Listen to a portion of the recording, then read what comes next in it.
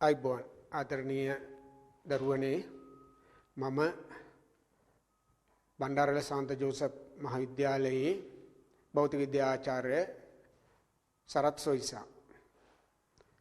අද අපි සාකච්ඡා කරන්නේ භෞතික විද්‍යා විෂය නිර්දේශයේ 9 වෙනි ඒකකය ඉලෙක්ට්‍රොනික්ස්. එහෙම නැත්නම් ඉලෙක්ට්‍රොනික විද්‍යාව. ආරම්භයේදීම අපි පදාර්ථය කොටස් තුනකට බෙදමු. විද්‍යුත් ධාරාවක් සන්නයනය වීමේ හැකියාව මත පදනම. සන්නායක, අර්ධ සන්නායක සහ පරිවාරක. සන්නායකයක් කියන්නේ විද්‍යුත් ධාරාවක් හොඳින් ගමන් කරන ද්‍රව්‍ය. මේ ගැන ඔයාලා ධාරා විද්‍යුත යටතේ මැනවින් සාකච්ඡා කරලා ඇති. අපිට ඉලෙක්ට්‍රොනික්ස් යටතේ වැදගත් වෙන්නේ අර්ධ සන්නායක කියන ද්‍රව්‍ය. විද්‍යුත් ධාරාවක් මද වශයෙන් ගමන් කරන ද්‍රව්‍ය අපිට පුළුවන් අර්ධ සන්නායක ද්‍රව්‍ය වශයෙන් හඳුන්වා දෙන්න. ඔය අර්ධ සන්නායක ද්‍රව්‍ය අපි කොටස් දෙකකට බෙදනවා. නිසංග අර්ධ සන්නායක ද්‍රව්‍ය සහ බාහ්‍ය අර්ධ සන්නායක ලෙස. නිසංග අර්ධ සන්නායක කියන්නේ සංසුද්ධ තත්වයේ පවතින අර්ධ සන්නායක. මේවා හතරවන කාණ්ඩයට අයත් මූලද්‍රව්‍ය ආවර්තිතාවක් වේ.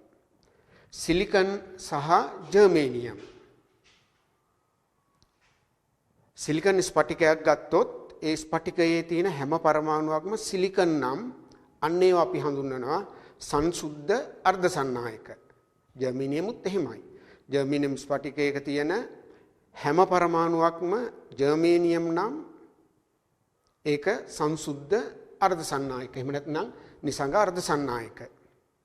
ඒ වගේම ඉතින් ඔයාලා දන්නවා එවැනි ස්පටිකයක් ගත්තොත් අපි උදාහරණයක් විදිහට සිලිකන් ගමු. සිලිකන් ස්පටිකයක් ගත්තොත් සිලිකන් පරමාණුවක් යාබදව තියෙන පරමාණු හතරක් සමග සහ සංයුජ බන්ධන ඇති කරගෙන තියෙන්නේ. හතරවෙනි කාණ්ඩයට අයත් මූලද්‍රව්‍ය නිසා. ඉතින් මෙන්න මේ සමහර බන්ධනවල තියෙන ඉලෙක්ට්‍රෝන වලට උෂ්ණත්වයේ බලපෑම මත බන්ධනයෙන් නිදහස් වෙලා එළියට එන්න පුළුවන් හැකියාව තියෙනවා. අන්නේ එළියට එන ඉලෙක්ට්‍රෝන තමයි නිදහස් ඉලෙක්ට්‍රෝන විදියට ස්පටිකය තුල සැරිසරන්නේ. ඒ වගේම ඔයාලට පේනවා එතකොට ඉලෙක්ට්‍රෝනයක් නිදහස් වුණු තැන බන්ධනයට ඉලෙක්ට්‍රෝන අඩුවක් ඇති වෙනවා.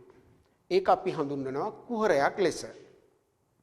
එහෙමනම් ඉලෙක්ට්‍රෝනයක් බිහිවන හැම තැනකම ඇති වෙනවා මෙන්න මෙවැනි කුහර.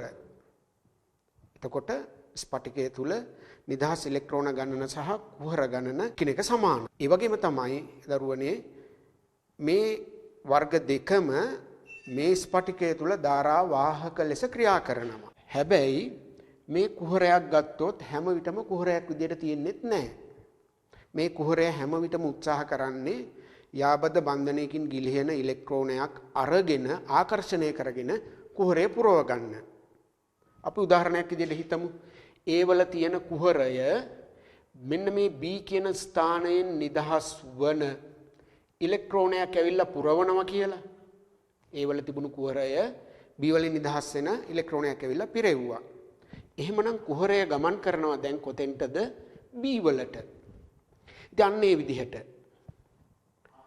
කුහරත් මේ ස්පටිකය තුල අහඹු චලිතයේ යෙදෙනවා. නිදහස් ඉලෙක්ට්‍රෝනත් මේ ස්පටිකය තුල අහඹු චලිතයේ යෙදෙනවා. නිදහස් ඉලෙක්ට්‍රෝනයකින් කුහරයක් පිරවීම අපි හඳුන්වනවා ප්‍රතිසංයෝජනය වීම ලෙස. එතකොට මේ ස්පටිකය තුල නිදහස් ඉලෙක්ට්‍රෝන හැදෙමින් නැවත ප්‍රතිසංයෝජනය වෙමින් මේ කියන වර්ග දෙකම අහඹු චලිතයේ යෙදෙනවා. එතකොට නිදහස් ඉලෙක්ට්‍රෝන ගණන සහ කුහර ගණන සමානයි. ඒ වගේම තමයි යම් උෂ්ණත්වයකදී මේ කියන වර්ග දෙකේම විශාලත්වයන් නියතයක්. ඒ කියන්නේ ප්‍රතිසංයෝජනය වීමට සරිලන අයුරින් කොහෙන් හරි තැනකින් නැවත වතාවක් කුහර ඇති වෙන්න ඕනේ. ඉතින් ඔන්නෝම තමයි මේක ඇතුලේ ඔය කියන කුහර සහ නිදහස් ඉලෙක්ට්‍රෝන අහඹු චලිතයේ යෙදෙන්නේ. ඒ වගේම තමයි දරුවනේ උෂ්ණත්වය වැඩි වෙන්න මේ කියන නිදහස් ඉලෙක්ට්‍රෝන ගණන සහ කුහර ගණන වැඩි වෙනවා. අන්න ඒක හින්දාම මේකේ තියෙන සන්නායක ගුණය උෂ්ණත්වයේ වැඩිවීමත් සමගම වැඩි වෙනවා. ඒක වැදගත්. අර්ධ සන්නායකවල සන්නායක ගුණය උෂ්ණත්වය වැඩි වෙනකොට වැඩි වෙනවා. අර්ධ සන්නායකවල. දැන් සන්නායකයක් ගත්තොත් ඔයාලා ඉගෙනගෙන ඇති සන්නායක උෂ්ණත්වය වැඩි වෙනකොට සන්නායක ගුණය අඩු වෙනවා. එහෙම නැත්නම් ප්‍රතිරෝධය වැඩි වෙනවා. ඒතොර සන්නායක සහ අර්ධ සන්නායක අතර තියෙන එක වෙනසක් ඔය. අපහු කියන්නම් මොකද්ද වෙනස?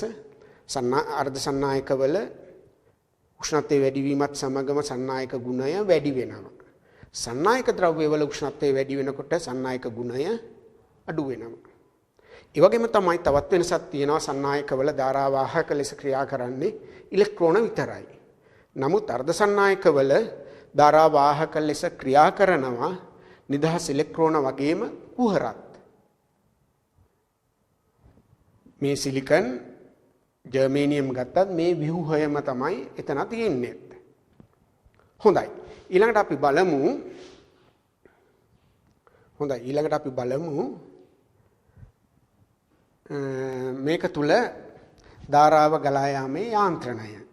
මේක තුල ධාරාව ගලා යාමේ යාන්ත්‍රණය. අපි බලමු. මේ තියෙන්නේ සිලිකන් ස්පටිකයක්. ඔය තියෙන්නේ. මෙතන තියෙනවා ඉතින් ඇත්තටම අර උෂ්ණත්වයේ බලපෑම මත බිහි වුණු එහෙම නැත්නම් ඇති වුණ නිදහස් ඉලෙක්ට්‍රෝන සහ කුහර. ඔන්න ඔය ස්පටිකයේ දෙපැත්තට අපි මෙන්න මේ විදිහට විභවාන්තරයක් යොදමු. විභවාන්තරයක් වේදුවහම දරුවනේ මෙතන තිබුණු නිදහස් ඉලෙක්ට්‍රෝන ධන විභවයේ දෙසට ප්ලවණය වෙනවා. ඊට අමතරව මෙන්න මෙහෙමත් දෙයක් මෙතන වෙනවා. අපි හිතමු මෙන්න මේ A වලින් නිදහස් වන ඉලෙක්ට්‍රෝනයක් ධන විභවයේ දෙසට ගමන් කරනවා කියලා. එතකොට A වලින් නිදහස් වෙන ඉලෙක්ට්‍රෝනය ඔන්න ධන විභවයේ දෙසට ගමන් කරා. එතකොට A වල ඇති වුණා කුහරයක්. ඔය කුහරය පුරවන්න මෙන්න මේ වගේ B වලින් නිදහස් වෙන ඉලෙක්ට්‍රෝනයක් එන්න පුළුවන්. එතකොට මොකද වුනේ? A වල තියෙන කුහරය B වලට ගමන් කරා. ඊළඟට මොකද වෙන්නේ? B වල තියෙන කුහරය පුරවන්න C වලින් නිදහස් වන ඉලෙක්ට්‍රෝනයක් එන්න පුළුවන්. එතකොට මොකද වෙන්නේ? B වල තියෙන කුහරය ගමන් කරනවා C වලට. ඒ වගේම තමයි C වල දැන් තියෙන කුහරය පුරවන්න මෙන්න මේ වගේ තැනකින් අපි ගමුකෝ D වලින් නිදහස් වෙන ඉලෙක්ට්‍රෝනයක් එන්න පුළුවන්. එතකොට C වල තිබුණු කුහරය D වලට ගමන් කරනවා. අවසාන වශයෙන් D වල කුහරය පුරවන දරුවනේ මෙන්න මේ ඍණ විභවයෙන් ඉලෙක්ට්‍රෝනයක් ඇවිල්ලා. ඒතර මෙතනදී ඔයාලට වැදගත් වෙන්නේ ඔය කියන ඉලෙක්ට්‍රෝනය මේ ධන විභවයේ දෙසට පැනපු ඉලෙක්ට්‍රෝනය ඍණ විභවයේ ඉඳගෙන එකවර කෙලින්ම මෙතෙන්ට ආවේ නැහැ. අනේකයි පැන ගමන් කරේ. ඒ වල ඇති වුණා මුලින්ම කුහරය. ඒ කුහරය පුරවන්න B වලින් ඉලෙක්ට්‍රෝනය ගියා. B වල කුහරය පුරවන්න C වලින් ආවා. C වල කුහරය පුරවන්න D වලින් එනවා. දැන් එහෙම ක්‍රමයෙන් ඉලෙක්ට්‍රෝන ධන විභවයේ දෙසට ඇදෙනකොට අපි මේ මිලිතලයකින් පෙන්නමු. ඉලෙක්ට්‍රෝන ධන විභවයේ දෙසට ඇදෙනකොට කුහර ක්‍රමයෙන්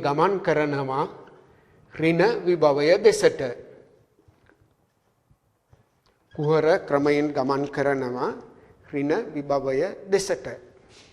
ඉතින් අන්න ඒක නිසා තමයි අපි කියන්නේ අර්ධ සන්නායකයක් තුල ධාරාවාහක ලෙස නිදහස් ඉලෙක්ට්‍රෝන සහ කුහර කියන වර්ග දෙකම භාවිතා වන බව. කියපු විස්තරය හොඳටම මෙන්න මෙතනිනුත් ඔයාලට පැහැදිලි කරගන්න පුළුවන්. මේ බලන්නකෝ. මෙතන මේ බෝල ලෙස අපි දක්වලා තියෙන්නේ ඉලෙක්ට්‍රෝන. ඉලෙක්ට්‍රෝනයක් ගිලිහුණා, කුහරයක් ඇති වුණා. ඒක පිරුණා.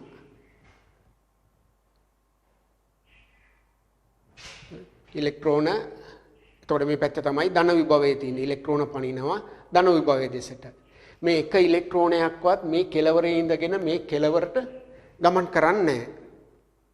එකින් එක පැන කුහර පුරවමින් එහෙම නැත්නම් ප්‍රතිසංයෝජනය වෙමින් නැවත ගිලිහෙමින් අන්න එහෙම තමයි ක්‍රමයෙන් ඉලෙක්ට්‍රෝන ධන විභවයේ දෙසට ගමන් කරන්නේ. එතකොට දැන් ඔයාලට පැහැදිලි වෙන්න ඇති ධාරා වාහක ලෙස මේ කියන ඉලෙක්ට්‍රෝන සහ කුහර කියන වර්ග දෙකම අර්ධ සන්නායකයක භාවිතා වන බව. ඒ වගේම තමයි දරුවනේ. දැන් ඉලෙක්ට්‍රෝන ක්‍රමයෙන් ධන විභවයේ දෙසට ගමන් කරනවා. ඒතර ඉලෙක්ට්‍රෝන නිසා ඇතිවන ධාරාවේ සම්මත දිශාව ලෙස අපි තෝරගන්න ඉලෙක්ට්‍රෝන ගමන් කරන දිශාවට ප්‍රතිවිරුද්ධ දිශාව. එමනම් ඉලෙක්ට්‍රෝන නිසා ඇතිවන ධාරාව ඉලෙක්ට්‍රෝන චලනය වන දිශාවට ප්‍රතිවිරුද්ධ පැත්ත. මෙන්න මේ පැත්ත. I E වලින් හඳුන්වමු ඒක. ඒ වගේම තමයි කුහර නිසා ධාරාවක් ඇති වෙනවා. ඒක I H ලෙස සලකමු. අපි කලිනුත් කිව්වා කුහරයක් හැම විටම උත්සාහ කරන්නේ ඉලෙක්ට්‍රෝනයක් ආකර්ෂණය කරලා කුහරය පුරවා ගන්න. අන්න ඒක නිසාම තමයි අපි කුහර ධන ලෙස ආරෝපිත අංශුවක් ලෙස සලකන්නේ. නමුත් ඇත්ත වශයෙන්ම කුහරයේ ධන ආරෝපණයක් නැහැ. ඉලෙක්ට්‍රෝනයක් ආකර්ෂණය කරගන්න කැමැත්තක් දක්වන නිසා තමයි අපි කුහරය ධන ලෙස ආරෝපිත වශයෙන් හඳුන්වා දෙන්නේ. ඒක කල්පිතයක් විතරයි. එතකොට කුහර ගමන් කරනවා ඍණ විභවයේ දෙසට. කුහර නිසා ඇතිවන ධාරාව IH, ඉලෙක්ට්‍රෝන නිසා ඇතිවන ධාරාව IE. එහෙමනම් ස්ෆටිකය තුල මුළු ධාරාව I කියලා ගත්තොත් ඕක සමාන වෙනවා IH ධන IE වලට. කුහර නිසා ඇතිවන ධාරාව සහ ඉලෙක්ට්‍රෝන නිසා ඇතිවන ධාරාවේ එකතුව සමාන වෙනවා මේක තුල ඇතිවන මුළු ධාරාව. හොඳයි.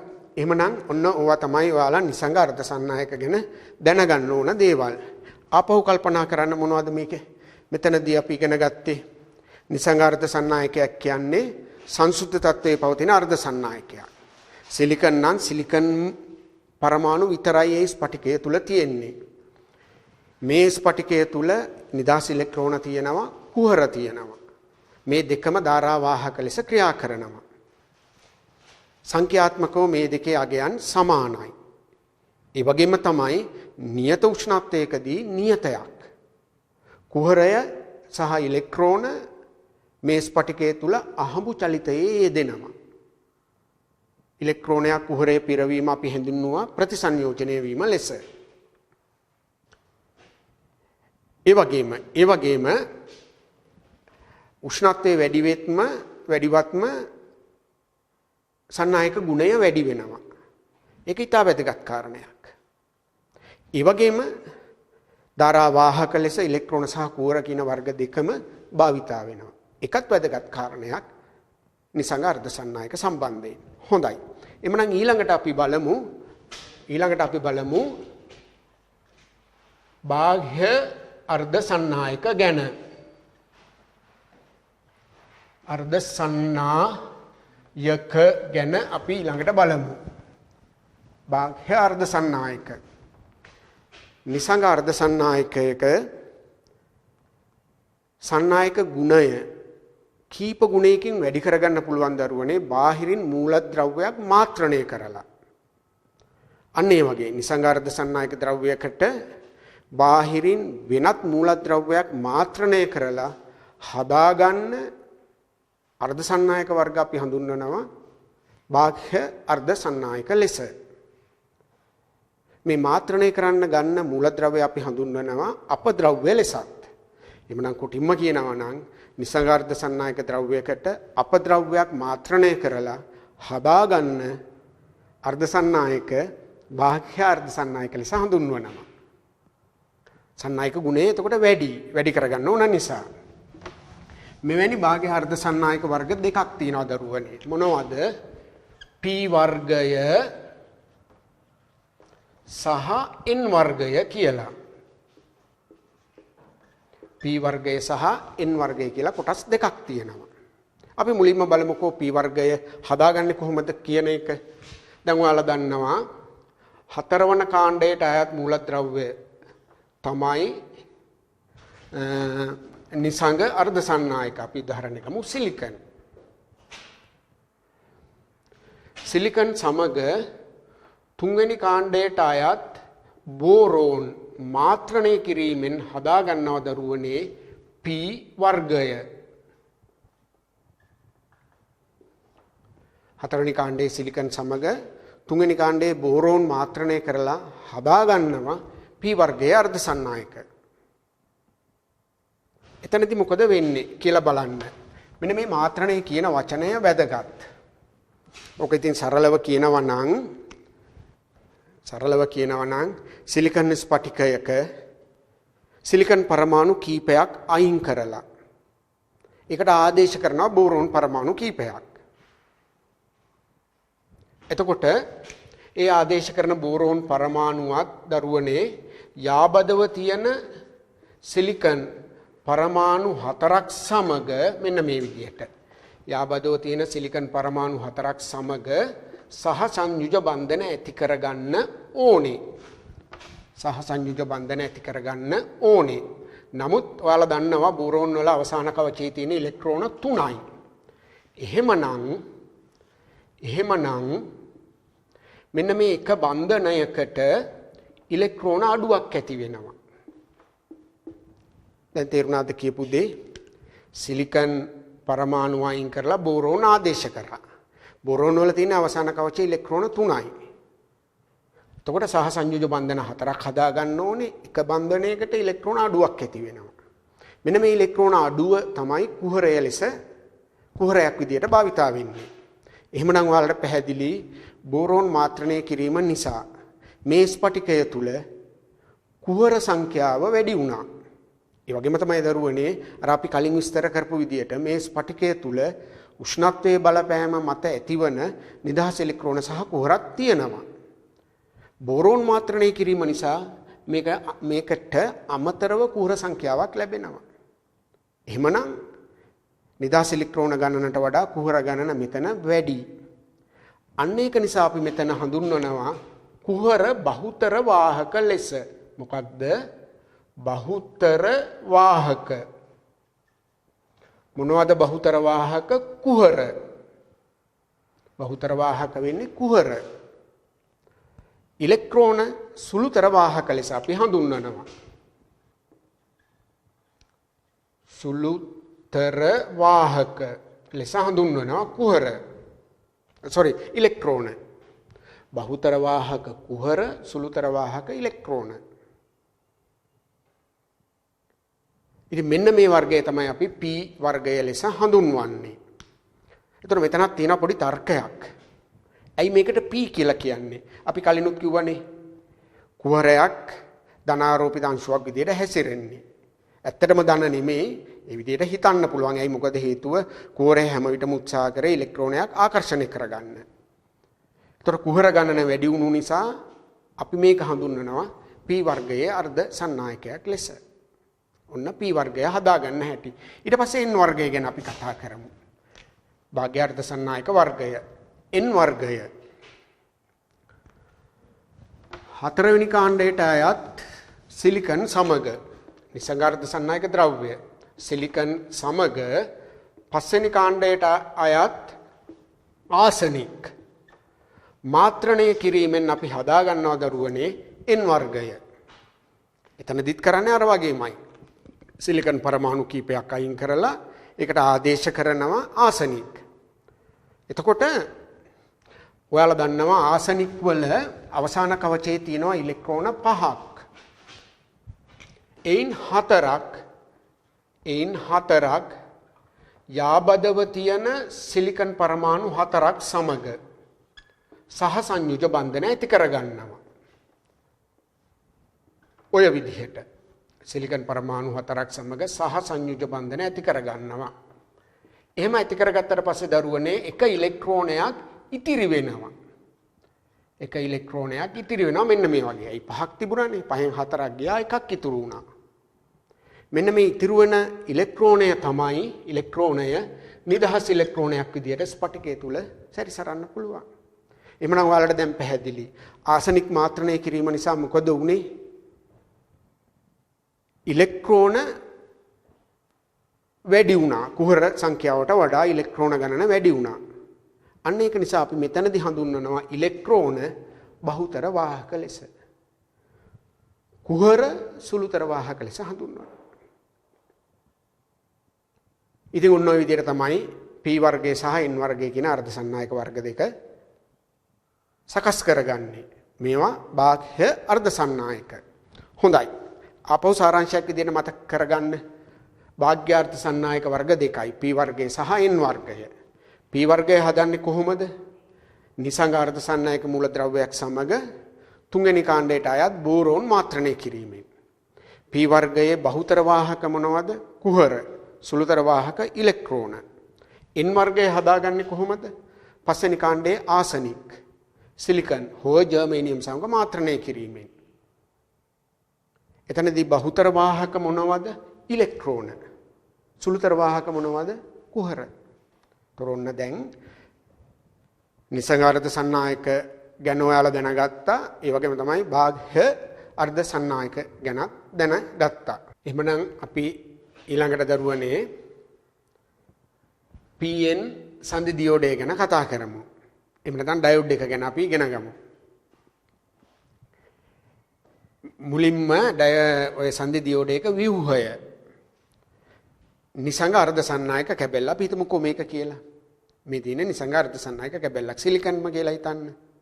එක කෙලවරක් P ලෙසත් ඊළඟ කෙලවර N ලෙසත් මාත්‍රණය කිරීමෙන් අපි හදා ගන්නවා PN සන්ධිය. එහෙම නැත්නම් P වර්ගයේ අර්ධ සන්නායක කැබැල්ලකුත් N වර්ගයේ අර්ධ සන්නායක කැබැල්ලකුත් අරගෙන මේ දෙක හා කරනවා නෙමෙයි, ජොයින්ට් කරනවා නෙමෙයි. එකම නිසංග අර්ධ සන්නායක කැබැල්ල එක කෙලවරක් P ලෙසත් ඊළඟ කෙලවර N ලෙසත් මාත්‍රණය කිරීමෙන් තමයි මේ PN සන්ධිය හදාගන්නේ. මේ තින්නේ ඒකට අදාළ රූප සටහනක්. එකම නිසංග අර්ධ සන්නායක කැබැල්ලේ එක පැත්තක් P ලෙසත් මේ පැත්ත N ලෙසත් මාත්‍රණය කරලා තියෙන්නේ. මේ සුදු පාටින් ඔයාලට පේන්නේ කුහර. මේ තියෙන බහුතර වාහක වන ඉලෙක්ට්‍රෝන රතු පාටින්. ඒතර අපි දැන් මේ සාකච්ඡා කරන්නේ දෙපැත්තෙම තියෙන බහුතර වාහක වල ක්‍රියාකාරීත්වය. ඔන්න PN සන්ධිය හදාගත්තා. මේ PN සන්ධිය හදපු විගසම දැන් මොකද වෙන්නේ? සන්ධිය අසල N පැත්තේ තියෙන බහුතර වාහක වන ඉලෙක්ට්‍රෝන සන්ධිය අසල P පැත්තේ තියෙන කුහර පුරවන්න පටන් ගන්නවා. මේ ඉලෙක්ට්‍රෝන සන්ධිය හරහා විසරණය වෙලා මෙන්න මේ කුහර පුරවනවා. අන්න එතකොට ඔයාලට පේනවනේ මේ පැත්තේ ඉලෙක්ට්‍රෝන අඩුවක් ඇති වෙනවා. ඒකින්ද ඒක විද්‍යුත් වශයෙන් ධන ලෙස ආරෝපණය වෙනවා. ධන විභවයක් හට ගන්නවා. මේ පැත්තේ කුහරයක් පිරෙව්වහම එතන ඉලෙක්ට්‍රෝන වැඩි වුණානේ. එතන විද්‍යුත් වශයෙන් ඍණ ආරෝපණයක් හට ගන්නවා. මේ එතකොට ඉලෙක්ට්‍රෝන ගිහිල්ලා කුහර පුරවලා N පැත්තේ හන්දිය අසල ධන විභවයක් ධන ආරෝපණයක් ඇති වෙනවා. මේ පැත්තේ ඍණ ආරෝපණයක් ඇති වෙනවා. ඒ වගේම තමයි දරුවනේ ඔයාලට මම හිතන්නේ දැන් මේ වෙනකොට පැහැදිලි. මෙතන බහුතර වාහක ඉලෙක්ට්‍රෝන උනාට ඉලෙක්ට්‍රෝන වැඩි නෑ මෙතන. නේද? විද්‍යුත් වශයෙන් මේක උදාසීනයි. මෙතන බහුතර වාහක කුහර වුණාට මේකත් විද්‍යුත් වශයෙන් උදාසීනයි. ඒ උදාසීන කොටසෙන් තමයි ඉලෙක්ට්‍රෝනයක් අඩු වෙන්නේ. ඒකින්ද තමයි ඒක ධන වෙන්නේ. උදාසීන කොටසට ඉලෙක්ට්‍රෝන වැඩි වෙනවා. ඒකින්ද තමයි ඒක ඍණ වෙන්නේ. එතකොට මෙන්න මේ ඉලෙක්ට්‍රෝන ගමන් කිරීමේ ක්‍රියාව අපි හඳුන්වනවා විසරණය වීම ලෙස. එතකොට ඔන්න ඔය කියන විසරණ ක්‍රියාවලිය නිසා සන්ධිය අසල N පැත්තේ ධන ආරෝපණයකුත් P පැත්තේ ඍණ ආරෝපණයකුත් ඇති වුණා. මේ නිසා සන්ධිය හරහා N සිට P දෙසට විද්‍යුත් ක්ෂේත්‍රයක් හට ගන්නවා. ඉලෙක්ට්‍රෝන විසරණය වෙන්න මේ විද්‍යුත් ක්ෂේත්‍රයේ තීව්‍රතාවය ක්‍රමයෙන් වැඩි වෙනවා. ප්‍රබලතාවය වැඩි වෙනවා. ඒ වගේම ඉතින් ඔයාලට පැහැදිලි ඇති මේ විද්‍යුත් ක්ෂේත්‍රයේ විසින් දරුවනේ මේ විසරණය වන ඉලෙක්ට්‍රෝන වලට චලන දිශාවට විරුද්ධවයි බලය ක්‍රියා කරන්නේ. ඇයි එහෙම කියන්නේ අපි? විද්‍යුත් ක්ෂේත්‍රයේ දිශාවටම බලය ක්‍රියා කරන්නේ ධන ආරෝපණ නම්. ඉලෙක්ට්‍රෝන ඍණ ආරෝපණ නිසා විද්‍යුත් ක්ෂේත්‍රයේ දිශාවට ප්‍රතිවිරුද්ධයි. ඇතිවන බලය. විසරණය වෙන්න විද්‍යුත් ශේෂ්ත්‍රයේ විශාලත්වය ක්‍රමයෙන් වැඩි වෙනවා. වැඩි වෙන්න මෙන්න මේ විරුද්ධව ක්‍රියා කරන බලයත් ක්‍රමයෙන් වැඩි වෙනවා. වැඩි වෙලා ගිහිල්ලා යම් අවස්ථාවකදී දරුවනේ ඔය කියන විසරණ ක්‍රියාවලිය නවතිනවා. අපිට පුළුවන් ඒකත් මෙතනින් පෙන්눔 කරන්න. ඔන්න බලන්න. දැන් කුහර තියෙනවා බහුතර වාහක, මේ පැත්තේ තියෙනවා බහුතර වාහක ඉලෙක්ට්‍රෝන. අන්න විසරණය වෙනවා. පේනවද? කුහරේ ගිහිල්ලා ඉලෙක්ට්‍රෝන ගිහිල්ලා කුහරේ පුරවනවා. එතකොට මේ පැත්තේ ඍණ, මේ පැත්තේ ධනාරෝපණ. ඔන්න. දැන් අන්න අර කියපු විදියට ඔය කියපු විසරණ ක්‍රියාවලිය නැවතුණා. මේ පැත්තේ තියෙන ඉලෙක්ට්‍රෝන ගිහිල්ලා මේ පැත්තේ තියෙන කුහර ටික පිරෙව්වා. එතකොට මේ පැත්තේ ඉලෙක්ට්‍රෝන වැඩි වුණු නිසා මෙතන ඍණ, මේ පැත්ත ධන. හොඳයි. දැන් බලන්න. එතකොට දැන් ඔය කියන විසරණ ක්‍රියාවලිය නැවතිලා තියෙන්නේ. එහෙමනම් දරුවනේ මෙන්න මේ මම පාට කරන ස්තරය බහුතර වාහක වලින් තොර වූ ප්‍රදේශයක් බවට පත් වෙලා. නේද? මේ පැත්තේ බහුතර වාහක, මේ පැත්තේ බහුතර වාහක ගිල ගත්තා. නම් බහුතර වාහක වලින් තොර ප්‍රදේශයක් බවට මේක පත් වුණා. මෙන්න මේ ප්‍රදේශය අපි හඳුන්වනවා දරුවනේ හායිත ස්තරය. හෙවත් හීන ස්තරය ලෙස. හායිත ස්තරය හෙවත් හීන ස්තරය ලෙස හඳුන්වනවා. මෙන්න මේ ඊතා තුනී ස්තරය. මේක ඇත්තටම ක්‍රියා කරන්නේ පරිවාරක ස්තරයක් ලෙස. දැන් ඕනම සංදි දියෝඩයක ඔය කියන ස්තරය ඉබේම ඇති වෙලා තියෙන්නේ. ඒ වගේම තමයි දරුවනේ. එතකොට මේ ස්තරය හරහා n සිට p දෙසට ඇති වෙනවා විද්‍යුත් ශේෂ්ත්‍රයක්. ඒ වගේම තමයි හායිත ස්තරය හරහා ඇති වෙනවා විභව අන්තරයක්. මෙන්න මේ විභවාන්තරය VB කියලා මම ලකුණු කරලා තියෙන්නේ. මෙන්න මේ විභවාන්තරය අපි හඳුන්වනවා විභව බාධකය ලෙසත්. විභව බාධකය. මේක පරිවාරක ස්තරයක්. ඇයි? බහුතර වාහක එතන නැහැ. දෙපැත්තෙම තියෙන බහුතර වාහක උදාසීන වෙලා තියෙන්නේ. ඉවත් වෙලා තියෙන්නේ. අර කියපු විසරණ ක්‍රියාවලිය නිසා. ඒ වගේම තමයි මේ ඔය කියන pn සංදියක ඔය කියන pn සංදියේ පරිපත සටහන ඇනෝඩය කැතෝඩය p ඇනෝඩය ලෙස හඳුන්වනවා. එහෙමනම් n කැතෝඩය. මේක තමයි ඒකේ බාහිර ස්වરૂපය. දැන් මට පෙන්වන්න පුළුවන් බාහිර ස්වરૂපය.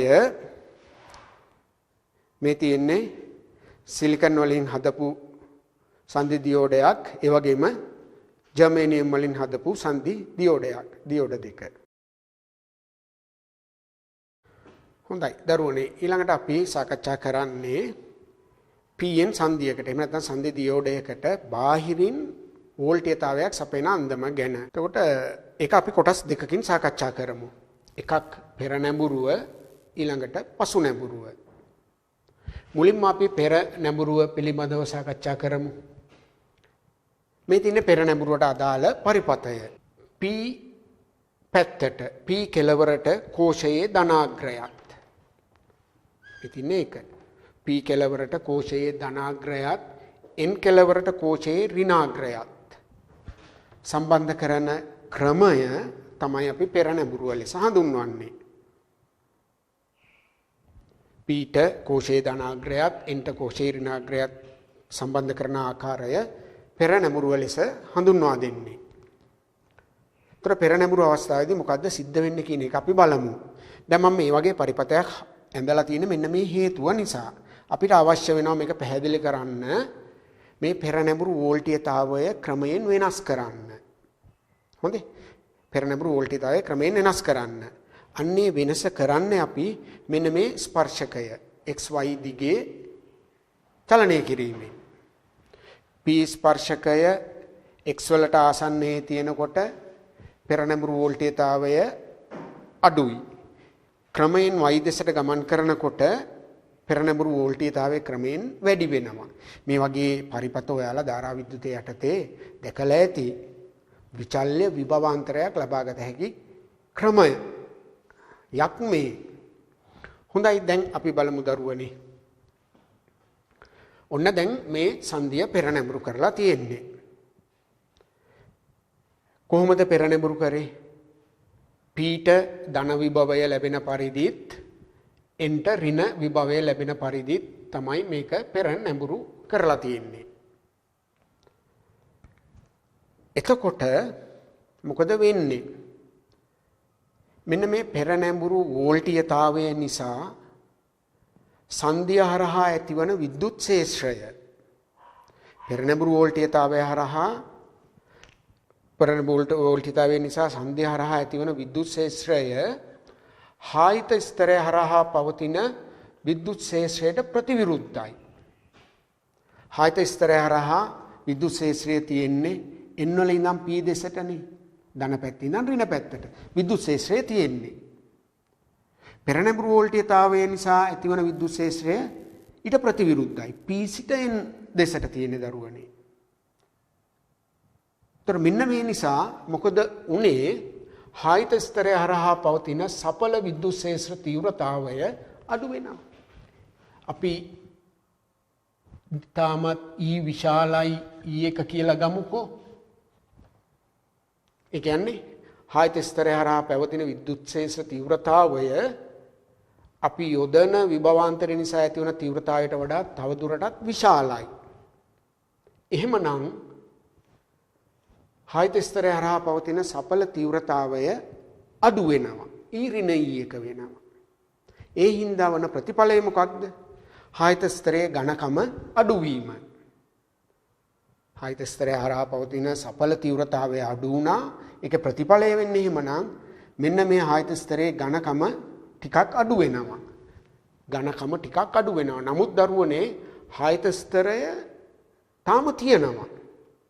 හායිත ස්තරය කියන්නේ පරිවාරක ස්තරයක්. මේ පරිවාරක ස්තරයේ තියෙද්දි මේ සංදිය හරහා කොහෙත්ම ධාරාව ගලන්නේ නැහැ. මේ පරිවාරක ස්තරය අහෝසි වෙන්න ඕනේ මේක හරහා ධාරාව ගලන්න නම්. සන්නායකයක් ගැනත් හිතන්නකෝ චුට්ටක්. සන්නායකයක දෙකෙලවරට විභවාන්තරයක් දීපු පමණින් දීපු ගමන් මේක හරහා ධාරාව ගලනවා. නේද? මේ විභවාන්තරයේ අගය කීයද කියන එක අදාළ නැහැ නේ එතෙන්ට. විභවාන්තරයේ 0.1ක් වුණත් 0.2ක් වුණත් සුළු වශයෙන් හරි ධාරාව ගලනවා. යොදන විභවාන්තරයේ වැඩි වෙන්න ගලන ධාරාව වැඩි වෙනවා. ඕම් නියමයෙන්ුත් කියවෙනවනේ ඒක. ඔයාලට මතක ඇතිනේ. V සහ I අතර ප්‍රස්ථාරය සන්නායක සඳහා මූල ලක්ෂ්‍යාරා යන සරල රේඛාවක්. නමුත් මෙතන සිද්ධිය ඊට වඩා චුට්ටක් වෙනස් වුණා නේද? චුට්ටක් නෙවෙයි හොඳින් වෙනස් වුණා. දැන් පෙරනැඹුරු කරා අපි කොහොමද කරේ? පීඨ ධන එන්ට ඍණ සම්බන්ධ කරා. පෙරනැඹුරු කරා. පෙරනැඹුරු වෝල්ටීයතාවය නිසා ඇතිවන විද්‍යුත් ක්ෂේත්‍රය හායිත ස්තරය හරහා පවතින විද්‍යුත් ක්ෂේත්‍රයට ප්‍රතිවිරුද්ධයි. මේ ඊතල වලින් එක පෙන්눔 කරලා තියෙනවා අපි. ඒකින්ද හායිත ස්තරය හරහා පවතින තීව්‍රතාවයේ තරමක් අඩු වුණා. ඒ අඩුවීමේ ප්‍රතිඵලය උනේ හායිත ස්තරයේ ඝනකම අඩුවීම. නමුත් ධාරාව ගලන්නේ. ඇයි හේතුව? පරිවාරක ස්තරය එක බැරියර් එකක් ධාරාවට තියෙන.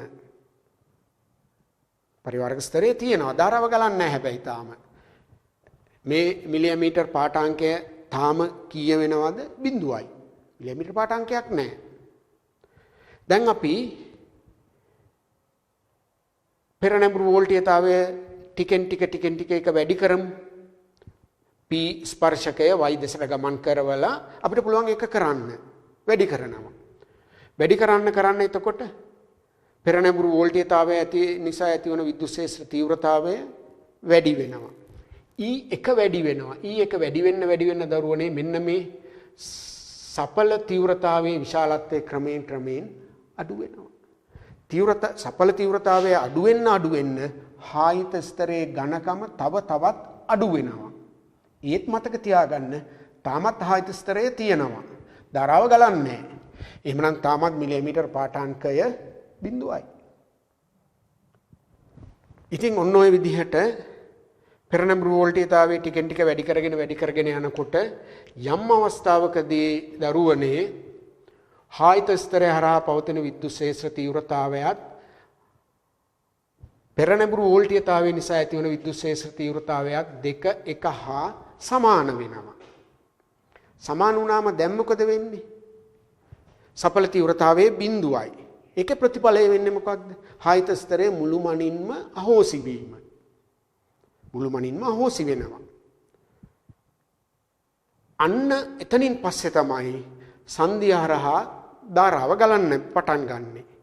ඊට පස්සේ විභවාන්තරයේ ක්‍රමයෙන් වැඩි කරගෙන යනකොට එන් පැත්තේ තියෙන ඉලෙක්ට්‍රෝන ක්‍රමයෙන් P දෙසට ගමන් කරන්න පටන් ගන්නවා. එහෙම නැත්නම් සංදිය හරහා ධාරාව ගලනවා P සිට N දෙසට. ඇයි ඉලෙක්ට්‍රෝන ගලන දිශාවට ප්‍රතිවිරුද්ධ දිශාවනේ ධාරාවේ දිශාව ලෙස අපි සම්මත කරගෙන තියෙන්නේ. එහෙනම් පොඩ්ඩක් බලන්නකෝ නැවත වතාවක්. පෙරනැඹුරු කරපු පමණින් ධාරාව ගැලුවද? නැහැ. පෙරනැඹුරු වෝල්ටේජතාවයේ ක්‍රමයෙන් වැඩි කරගෙන යනකොට යම් අවස්ථාවකදී තමයි දරුවනේ සංදිය හරහා ධාරාව ගලන්න පටන් ගන්නෙ. ඒ ධාරාව ගලන්න පටන් ගන්නේ මොන අවස්ථාවේදීද? හායිත ස්තරය සම්පූර්ණයෙන්ම අහෝසි වුණාට පස්සේ. හායිත ස්තරය මුළුමනින්ම අහෝසි වුණාට පස්සේ. එතකන් ධාරාව ගලන්නේ. එතකොට මෙන්න මේ පෙරනැඹුරු ධාරාව ගලන්න පටන් ගන්න විභවාන්තරය පෙරනැඹුරු ධාරාව ගලන්න පටන් ගන්න වෝල්ටේජතාවය අර විභව බාධකයට සමාන වෙනවා. එතකොට දරුවනේ මම මේ ඇඳලා තියනවා දැන් අන්න ඊට අදාළ ප්‍රස්ථාරය. x අක්ෂයේ තියෙන්නේ අපි යොදන පෙරනැඹුරු වෝල්ටේජතාවය. y අක්ෂයේ තියෙන්නේ ට්‍රාන්සිස්ටර් තුලින් ගලන ධාරාව I. එතකොට බලන්න විභවාන්තරය පෙරනැඹුරු වෝල්ටේජතාවයේ ක්‍රමයෙන් වැඩි කරනකොට ආරම්භයේදී ධාරාව ගලන්නේ නැහැ. හැබැයි එක ප්‍රතිඵලයක් වෙනවා එතන. මොකද්ද? හායිත ස්තරයේ ටික ටික අඩු වුණා.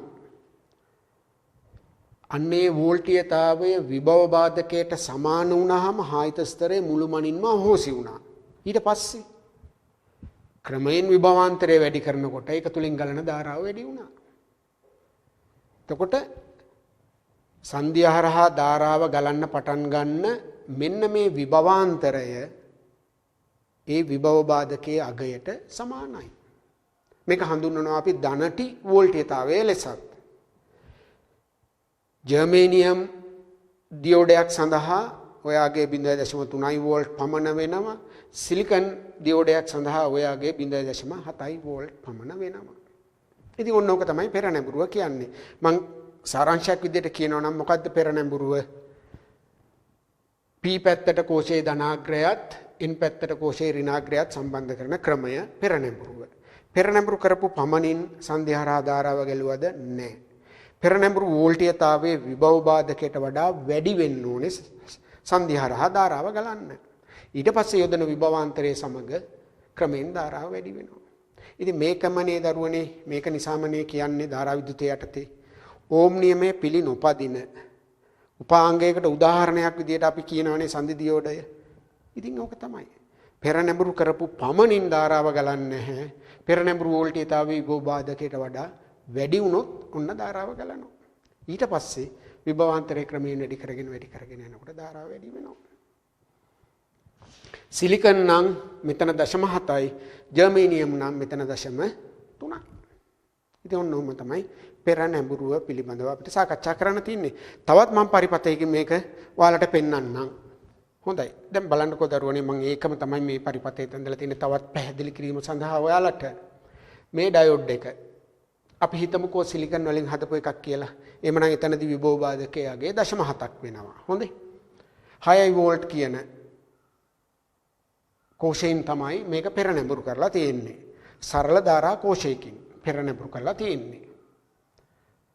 එතකොට බලන්නකෝ පෙරනැඹුරු වෝල්ටේජතාවය ඉතා පැහැදිලිවම විභව බාධකයට වඩා වැඩි. එහෙමනම් අනිවාර්යයෙන්ම මේක හරහා ධාරාව ගලනවා. ධාරාව ගලද්දී V1 වෝල්ට්මීටරයෙන් ලැබෙන්නේ ඩයෝඩ් එකේ දෙකලවර වන විභවාන්තරය. V2 වෝල්ට්මීටරයෙන් ලැබෙන්නේ ප්‍රතිරෝධයේ දෙකලවර වන විභවාන්තරය. එතකොට V1 අගය 0.7 වෝල්ට් වෙනවා. ඇයි ඒ විභවබාධකයේ අගය? ඉතුරු කොටස 5.3 මේ පාඨාංකය වෙනවා. ඒ ප්‍රතිරෝධය හරහා මේ වෙනකොට ධාරාව ගලනවා. ඇයි පෙර නැඹුරු වෙලා තියෙන්නේ පෙර නැඹුරු වෝල්ටේජතාවයේ විභවවාදකයට වඩා වැඩි. ඉතින් ඔන්නෝම අපිට හොඳින් පැහැදිලි කරගන්න පුළුවන් පෙර නැඹුරු අවස්ථාවේදී සිද්ධ වෙන දේ. ඉතින් දරුවනේ ඒ වගේම තමයි අපි මේ පැහැදිලිවම සාකච්ඡා කරන්නේ දෙපැත්තෙම තියෙන බහුතර වාහක වලට සිද්ධ වුණු දේ. හොඳයි ඊළඟට අපි බලමු එහෙමනම් පසු නැඹුරුව ගැනත් විස්තරාත්මකව සාකච්ඡා කරන්න. එමනම් දැන් අපි පසු නැඹුරුව ගැන කතා කරමු. P පැත්තට කෝෂයේ ඍණාග්‍රයත් මේ බලන්න මෙහෙන් එන්නේ කෝෂයේ ඍණාග්‍රයට. කෝෂයේ ඍණාග්‍රයත් එන්ට කෝෂයේ ධනාග්‍රයත් සම්බන්ධ කරන ක්‍රමය අපි හඳුන්වනවා පසු නැඹුරුව ලෙස. දැන් කෝෂය අර කලින් අවස්ථාවනේ අනිත් පැත්ත හරවලා තියෙන්නේ. පසු නැඹුරුව. එතකොට දැන් බලන්න මොකද වුනේ? ඒ පසු නැඹුරු වෝල්ටීයතාවය නිසා ඇතිවන විද්‍යුත් ක්ෂේත්‍රය. මම ඒක ලකුණු කරලා තියෙනවා දරුවනේ E1 ලෙස. පසු නැඹුරු වෝල්ටීයතාවය නිසා ඇතිවන විද්‍යුත් ක්ෂේත්‍රයත් හයිත ස්තරය හරහා පවතින විද්‍යුත් ක්ෂේත්‍රයත් එකම දිශාවට පවතින්නේ. ඒකින්ද හයිත ස්තරය හරහා පවතින සඵල තීව්‍රතාවයේ විශාලත්වය ඔන්න දැන් වැඩි වුණා. E ධන E1 බවට පත් වෙනවා. E කියන්නේ හයිත ස්තරය හරහා පවතින තීව්‍රතාවය E1 කියලා මම කිව්වේ පසු නැඹුරු වෝල්ටීයතාවය නිසා ඇතිවන තීව්‍රතාවයේ විශාලත්වය දෙකම එකම දිශාවට. එහෙනම් සඵල තීව්‍රතාවය වැඩි වුණා. ඒකේ ප්‍රතිඵලය වෙන්නේ මොකක්ද? හයිත ස්තරයේ ඝනකම වැඩි වීම. එහෙමනම් දරුවනේ හයිත ස්තරයේ ඝනකම වැඩි වෙනවා නම් ඒ කියන්නේ අර පරිවාරක ස්තරයේ ඝනකම වැඩි වුණා. එහෙමනම් කොහොමටත් දෙපැත්තේ තියෙන බහුතර වාහක වලින් මේක හරහා ධාරාවක් ගැලීමේ ඉඩකඩක් නැහැ. නමුත් මේ කියන පසු නැඹුරුව දෙපසෙහි තියෙන සුළුතර වාහක වලට පෙර නැඹුරුවක් බවට පත් වෙනවා. ඒකින්ද දෙපසෙහි තියෙන සුළුතර වාහක භාවිතයෙන් සංදිය හරහා ඊට කුඩා ධාරාවක් ගලන්න පටන් ගන්නවා. ඒක ඊට කුඩා ධාරාවක්. මොකද දෙපැත්තේ තියෙන සුළුතර වාහක ප්‍රමාණය ඊට කුඩායි. දැන් මම මේක ප්‍රස්ථාරයකුනුත් තව දුරටත් පෙන්වන්නම්. මෙන්න මෙහෙම Vi පසු වෝල්ටීයතාවයේ කෝෂයේ අග්‍ර දෙක මාරු කරමු නිසා අපි දැන් ඒක ඍණ පැත්තට ගමු. දෙපැත්තේ තියෙන සුළුතර වාහක නිසා ඔන්න ඊට කුඩා ධාරාවක් ගලන්න පටන් ගන්නවා. ඔය විදිහට මේ පසු නැඹුරු වෝල්ටීයතාවයේ ක්‍රමයෙන් වැඩි කරන්න දරුවනේ ඔය කියන කාන්දු ධාරාව ඊට කුඩා ධාරාව කාන්දු ධාරාව ලෙස හඳුන්වනවා. ධාරාව ක්‍රමයෙන් වැඩි වෙලා අවසානයේදී නියත තත්යකටපත් වෙනවා. ඇයි එහෙම නියත වුනේ? අන්න එතනදී දෙපැත්තේ තියෙන සියලුම සුළුතර වාහක ධාරාව සඳහා දායක වෙලා අවසන්. තව දුරටත් ධාරාව වැඩි වෙන්න ඉඩ කඩක් නැහැ. සුළුතර වාහක නියතයි. ධාරාව නියත තත්යකටපත් වෙනවා. ඊට පස්සේ තව දුරටත් පසු නැඹුරු වෝල්ටීයතාවය වැඩි කරගෙන යනකොට ධාරාව නියත තත්යක ඉඳගෙන එකවර ධාරාව විශාල වශයෙන් වැඩි වෙන්න පටන් ගන්නවා. මෙන්න මේ එකවර ධාරාව විශාල වශයෙන් වැඩි වෙන්න පටන් ගන්න විභවාන්තරය අපි හඳුන්වනවා බිඳ වැටුම් වෝල්ටීයතාවය ලෙස. එහෙම නැත්නම් පසුකුළු වෝල්ටීයතාවය ලෙස එක හඳුන්වනවා.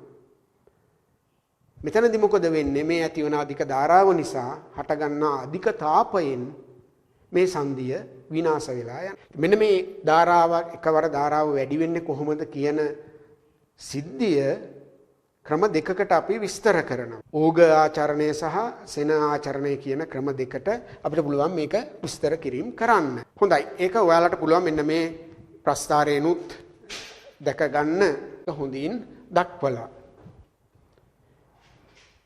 මෙන්න මේ පැත්ත තියෙන්නේ පෙර නැඹුරු අවස්ථාවට අනුරූප ප්‍රස්ථාරය. වෝල්ටේජතාවය ක්‍රමයෙන් වැඩි කරාට මොකද ධාරාව වැඩි වුණේ නැහැ. යම් අවස්ථාවකට පස්සේ තමයි ධාරාව වැඩි වෙන්නේ. අන්නේ ධාරාව වැඩි වන විභවාන්තරය තමයි ඒ දියෝඩ් එකේ විභව බාධකයට සමාන වෙන්නේ. ඒ පෙර නැඹුරු අවස්ථාව. මේ තියෙන පසු නැඹුරු අවස්ථාව. පසු නැඹුරු අවස්ථාව නිසා වෝල්ටේජතාවයේ ඍණ පැත්තේ අපි ලකුණු කරන්නේ. ධාරාව කලින් ගලන දිශාවට ප්‍රතිවිරුද්ධ දිශාවේ නිසා ඒකත් අපි ඍණ පැත්තට ගත්තා. පසු නැඹුරු වෝල්ටේජතාවයේ ටිකෙන් ටික වැඩි කරගෙන යනකොට ධාරාව සුළු වශයෙන් වැඩි වෙලා අවසානයේදී සන්තුෂ්ත වෙනවා. ඇයි සන්තුෂ්ත වුනේ? දෙපැත්තෙම තියෙන සියලුම සුළුතර වාහක ධාරාව සඳහා දායක වන නිසා. පස්සේ විභවාන්තරය වැඩි කරගෙනකොට යම් අවස්ථාවකදී ධාරාව එකවර වැඩි වෙන්න පටන් ගන්නවා. මේ ධාරාව එකවර වැඩි වෙන්න පටන් ගන්න පසු නැඹුරු වෝල්ටේජතාවය තමයි අපි හඳුන්වන්නේ පසු කුළු වෝල්ටේජතාවය. එහෙම නැත්නම් බිඳ වැටුම් වෝල්ටේජතාවය. එතනදී මොකද වෙන්නේ? ඒ ගලන අධික ධාරාවෙන් හටගන්නා අධික තාපය නිසා මේ සංදිය විනාශ වෙලා යනවා. ඉතින් ඔන්නෝම තමයි පැහැදිලි කිරීම කරන්නේ පෙර නැඹුරු අවස්ථාව සහ පසු නැඹුරු අවස්ථාවට අනුරූප. ඉතින් මං කිව්වනේ දරුවනේ අර පසු නැඹුරු ධාරාව එකවර විශාල වශයෙන් වැඩිවන සිද්ධිය ක්‍රම දෙකකට අපි පැහැදිලි කිරීම කරනවා කියලා. ඕඝාචරණය සහ සෙන ආචරණය. ඕඝාචරණයෙන් මෙන්න මෙහෙමයි ඒක පැහැදිලි කරන්නේ. එතකොට ඔය පසු නැඹුරු වෝල්ටේජතාවය වැඩි කරන්න මේ සංදිය හරහා පවතින විද්‍යුත් ක්ෂේත්‍රයේ විශාලත්වය ක්‍රමයෙන් වැඩි වෙනවා. එතකොට මේ ගමන් කරන ඉලෙක්ට්‍රෝන වලට ලැබෙනවා දරුවනේ අධික චාලක ශක්තියක්. ඒ චාලක ශක්තිය හේතුවෙන් අර බන්ධනවල තියෙන නිදහස් ඉලෙක්ට්‍රෝන ගලවා ගැනීමේ හැකියාව ලැබෙනවා ඔය කියන ඉලෙක්ට්‍රෝන වලට. ඉතින් මෙන්න මේ සිද්ධිය නිසා එකවර ඉතා විශාල ඉලෙක්ට්‍රෝන ප්‍රමාණයක් ජනිත වෙනවා, බිහි වෙනවා. අන්නේ ඇතිවන ඉලෙක්ට්‍රෝන වලින් තමයි ඔය කියන විශාල ධාරාව ගලාගෙන යන්නේ එකවර. මම කිව්ව දේ පැහැදිලිද බලන්නකෝ ආපහු. පසු නැඹුරු වෝල්ටේජතාවය ක්‍රමයෙන් වැඩි කරගෙන යනකොට මේ විද්‍යුත් ක්ෂේත්‍රයේ තීව්‍රතාවයත් වැඩි වෙනවා. ඒ විද්‍යුත් ක්ෂේත්‍රයේ තීව්‍රතාවය වැඩි වෙන්න අර චලනය වන ඉලෙක්ට්‍රෝන වලට ලැබෙන චාලක ශක්තිය වැඩි වෙනවා. ඒ ඉලෙක්ට්‍රෝන ගිහිල්ලා බන්ධනවල තියෙන අනිත් ඉලෙක්ට්‍රෝන සමග ගැටිලා ඒ ඉලෙක්ට්‍රෝන වල තියෙන ශක්තියත් වැඩි කරනවා. වැඩි කරාම මොකද වෙන්නේ? ඒ ඉලෙක්ට්‍රෝන වලටත් පුළුවන්කම ලැබෙනවා බන්ධන වලින් නිදහස් වෙන්න. දැන් මේ විදිහට එකවර මේ සංදිය තුල එකවර ඉලෙක්ට්‍රෝන විශාල සංඛ්‍යාවක් බිහි වෙනවා. ඒ බිහිවීම තුල තමයි ඔය කියන විශාල ධාරාව එකවර ගලාගෙන යන්නේ. ඉතින් ඔන්න ඔය විදිහට තමයි පෙර නැඹුරුව සහ පසු නැඹුරුව කියන දෙක අපි පැහැදිලි කිරීම කරන්නේ. ආයිබුවන් මම බණ්ඩාරන මධ්‍ය මහාවිද්‍යාලයේ භෞතික විද්‍යාචාර්ය අතුල ප්‍රනාන්දු. මෙතෙන් සිට දියෝඩේ ඉතිරි යෙදීම් අපි මේ ලෙස සාකච්ඡා කරමු. ඒතර මෙතෙක් කියලා ඔබ අධ්‍යයනය කරා දියෝඩයක් කොහොමද සාමාන්‍ය දියෝඩයක් කොහොමද ඉදින් නැඹුරු කරන්නේ සහ පසු නැඹුරු කරන්නේ.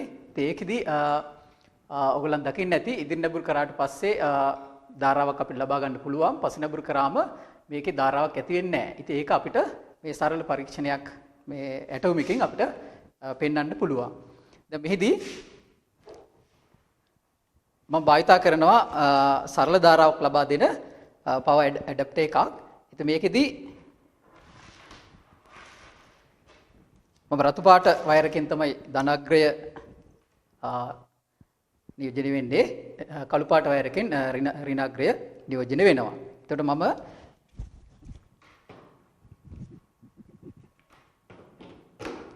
මෙතන බලන්න තනි දියෝඩයක් සිලිකන් දියෝඩයක් යොදපු සරල පරිපථයක් තියෙනවා. ඉතින් මේකේ බල්බ් එක තියෙනවා බාහිර ලෙස. මෙතන දියෝඩය තියෙනවා. දැන් මම ධනාග්‍රය දියෝඩේ ඇනෝඩයටත් ඍණාග්‍රය දියෝඩේ කැතෝඩේ දෙසටත් වෙන විදියට, ඒ කියන්නේ මේ දෙසට විද්‍යුත් ක්ෂේත්‍රය ඇති වෙන විදියට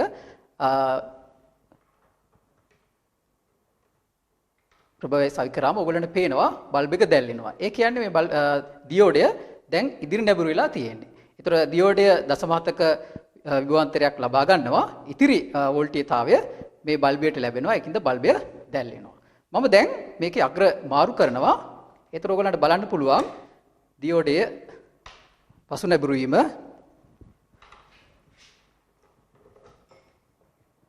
එතකොට දියෝඩේ පසු නැඹුරු වුණා. දැන් බල්බ් එක පත් වෙන්නේ නැහැ. මොකද මෙයා පසු නැඹුරුලා තියෙන්නේ මේකේ ධාරාවක් ඇති වෙන්නේ නැහැ. ඉතින් අපිට මේ සරල ක්‍රියාකාරකමින් අපිට පෙන්වන්න පුළුවන් දියෝඩයක් ඉදිරි නැඹුරු වීම සහ පසු නැඹුරු වීම. right.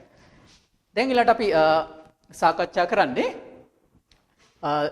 අපි මෙතෙක් වෙලා කතා කරේ සාමාන්‍ය දියෝඩ. ඒතර අපි සාමාන්‍යයෙන් විභාගයේදී සහ අනිත් අවස්ථාවලදී පරිපූර්ණ දියෝඩයක් ගැනත් සාකච්ඡා කරනවා. ඒතර පරිපූර්ණ දියෝඩයක් අපි ගත්තොත් ලාක්ෂණික වක්‍රය අපිට මෙම ප්‍රස්තාරයෙන් පෙන්වන්න පුළුවන්. මෙහිදී ඔයගලන්ට පේනවා සාමාන්‍ය දියෝඩයක වගේ ඉදිරි නැඹුරු කරාම වෝල්ටීයතාවයක් ඇති වෙන්නේ නැහැ. ඉතින් වෝල්ටීයතාව හැම වෙලෙම ශුන්‍යයේ පවතිනවා. හැබැයි ධාරාවක් ඇති වෙනවා.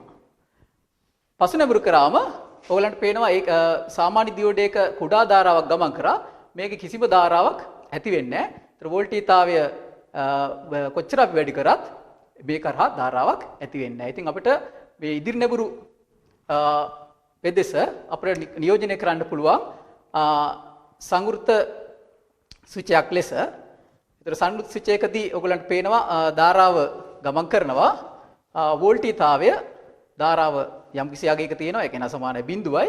වෝල්ටීයතාවය සමානයි බිඳුවයි. එතකොට ඉදිරි නැඹුරු කරපු දියෝඩේ ඔයගලන්ට පේනවා ස්විචයක් සංවෘත කළ අවස්ථාවේ පවතින ආකාරයටයි තියෙන්නේ.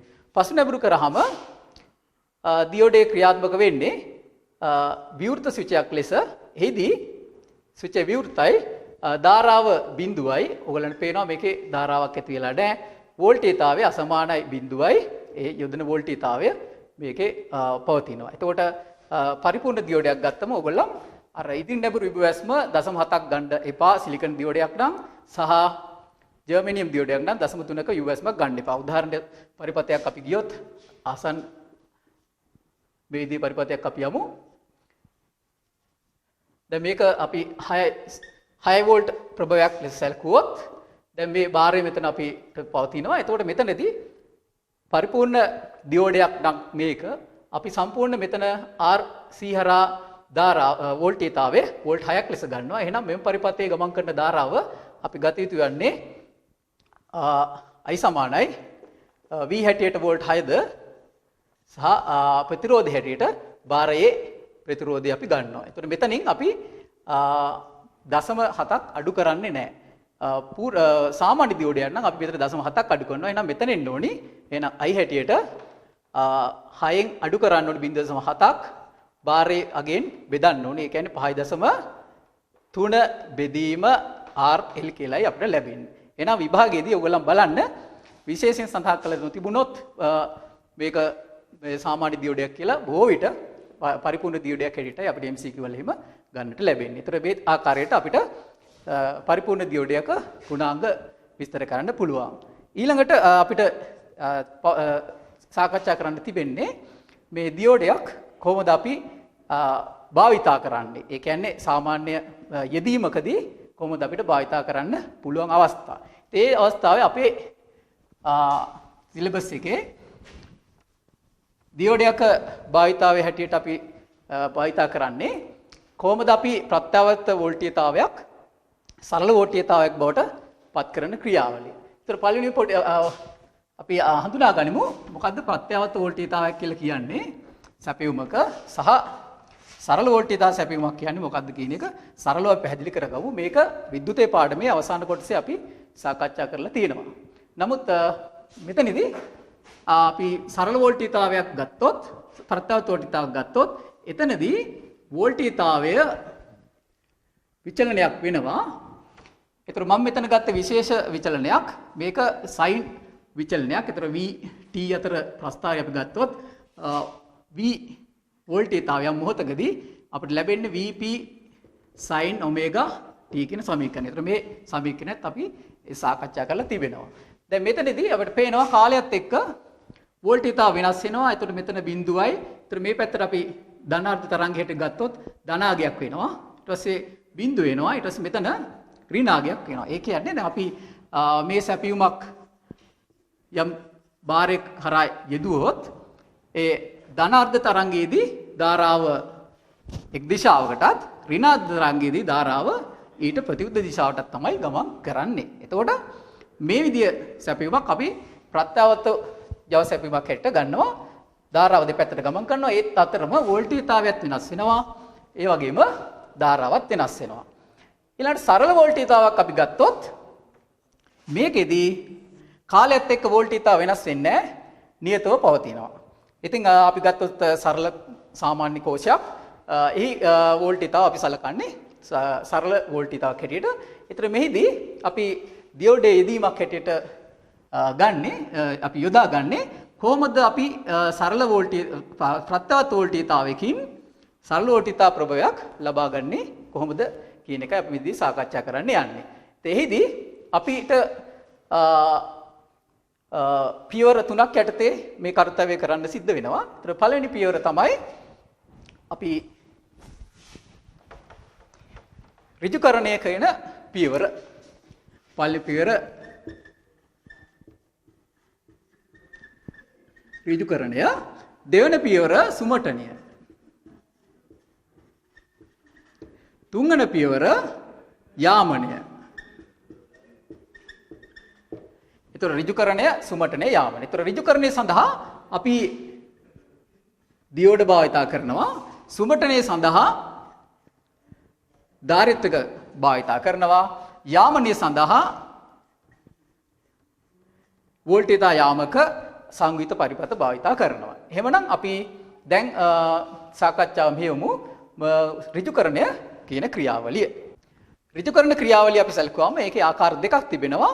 පළවෙනි එක තමයි අර්ධ තරංග ඍජුකරණය, දෙවෙනි එක පූර්ණ තරංග ඍජුකරණය. ඒතර අර්ධ තරංග ඍජුකරණය පරිපථය අපි ගත්තොත් මේ තමයි අපි අර්ධ තරංග ඍජුකරණ පරිපථය. ඒතර ඔයගොල්ලන්ට පේනවා මෙතන මේ සංකේතය ඔයගොල්ලන් දන්නවා. මේක තමයි පරිණාමකයක සංකේතය. මෙහිදී මේක අපි මේ පරිණාමකය අවකර පරිණාමයක හැටියට සැලකන්නේ. ඉතින් සාමාන්‍යයෙන් ඕගොල්ලන් දන්නවා අපේ ජව මූලිකයේ වෝල්ටීයතාවය 230 වෝල්ට්. ඒතර අපිට 12 වෝල්ට් හෝ 6 වෝල්ට් වගේ සැපීමක් ලබා ගන්න අවශ්‍ය නම් අපි අවකර පරිණාමයක මෙතන පාවිච්චි කරනවා. එතන මෙතනදී සිදුවන්නේ ඕගොල්ලන් ප්‍රේරණය ඉගෙන ගන්න ලද අන්‍යෝන්‍ය ප්‍රේරණයයි. ඒතර අන්‍යෝන්‍ය ප්‍රේරණය යටතේ මෙන්න මේ දංගරය තුල වෝල්ටීයතාවයක් ප්‍රේරණය වෙනවා. ඒතර මේ වෝල්ටීයතාවය නිසා මේ පරිපථය හරහා ධාරාවක් ගැලීමට පෙළඹීමක් ඇති වෙනවා. එතන එහිදී අපි ගත්තොත් එහෙම සැපයුම් වෝල්ටීයතාවය. ඒතර සැපයුම් වෝල්ටීයතාව මෙතන ප්‍රේරිත වෝල්ටීයතාවය. එතකොට මේ පැත්තේ වෝල්ටීයතා විචලනය සයිනාකාර වෙනකොට මේ පැත්තේ වෝල්ටීයතා විචලනය සයිනාකාර වෙනවා. ඒ ප්‍රේරිත වෝල්ටීයතාවයේ සයිනාකාර විචලනය අපි මේ ප්‍රස්ථාරයෙන් නිරූපණය කරමු. ඒතර මේ තමයි ප්‍රේරිත වෝල්ටීයතාව. ඒතර වෝල්ටීයතාව ප්‍රේරුණා කියලා කියන අදහස මේ පරිපථය තුල විද්‍යුත් ක්ෂේත්‍රයක් ජනිත වෙනවා.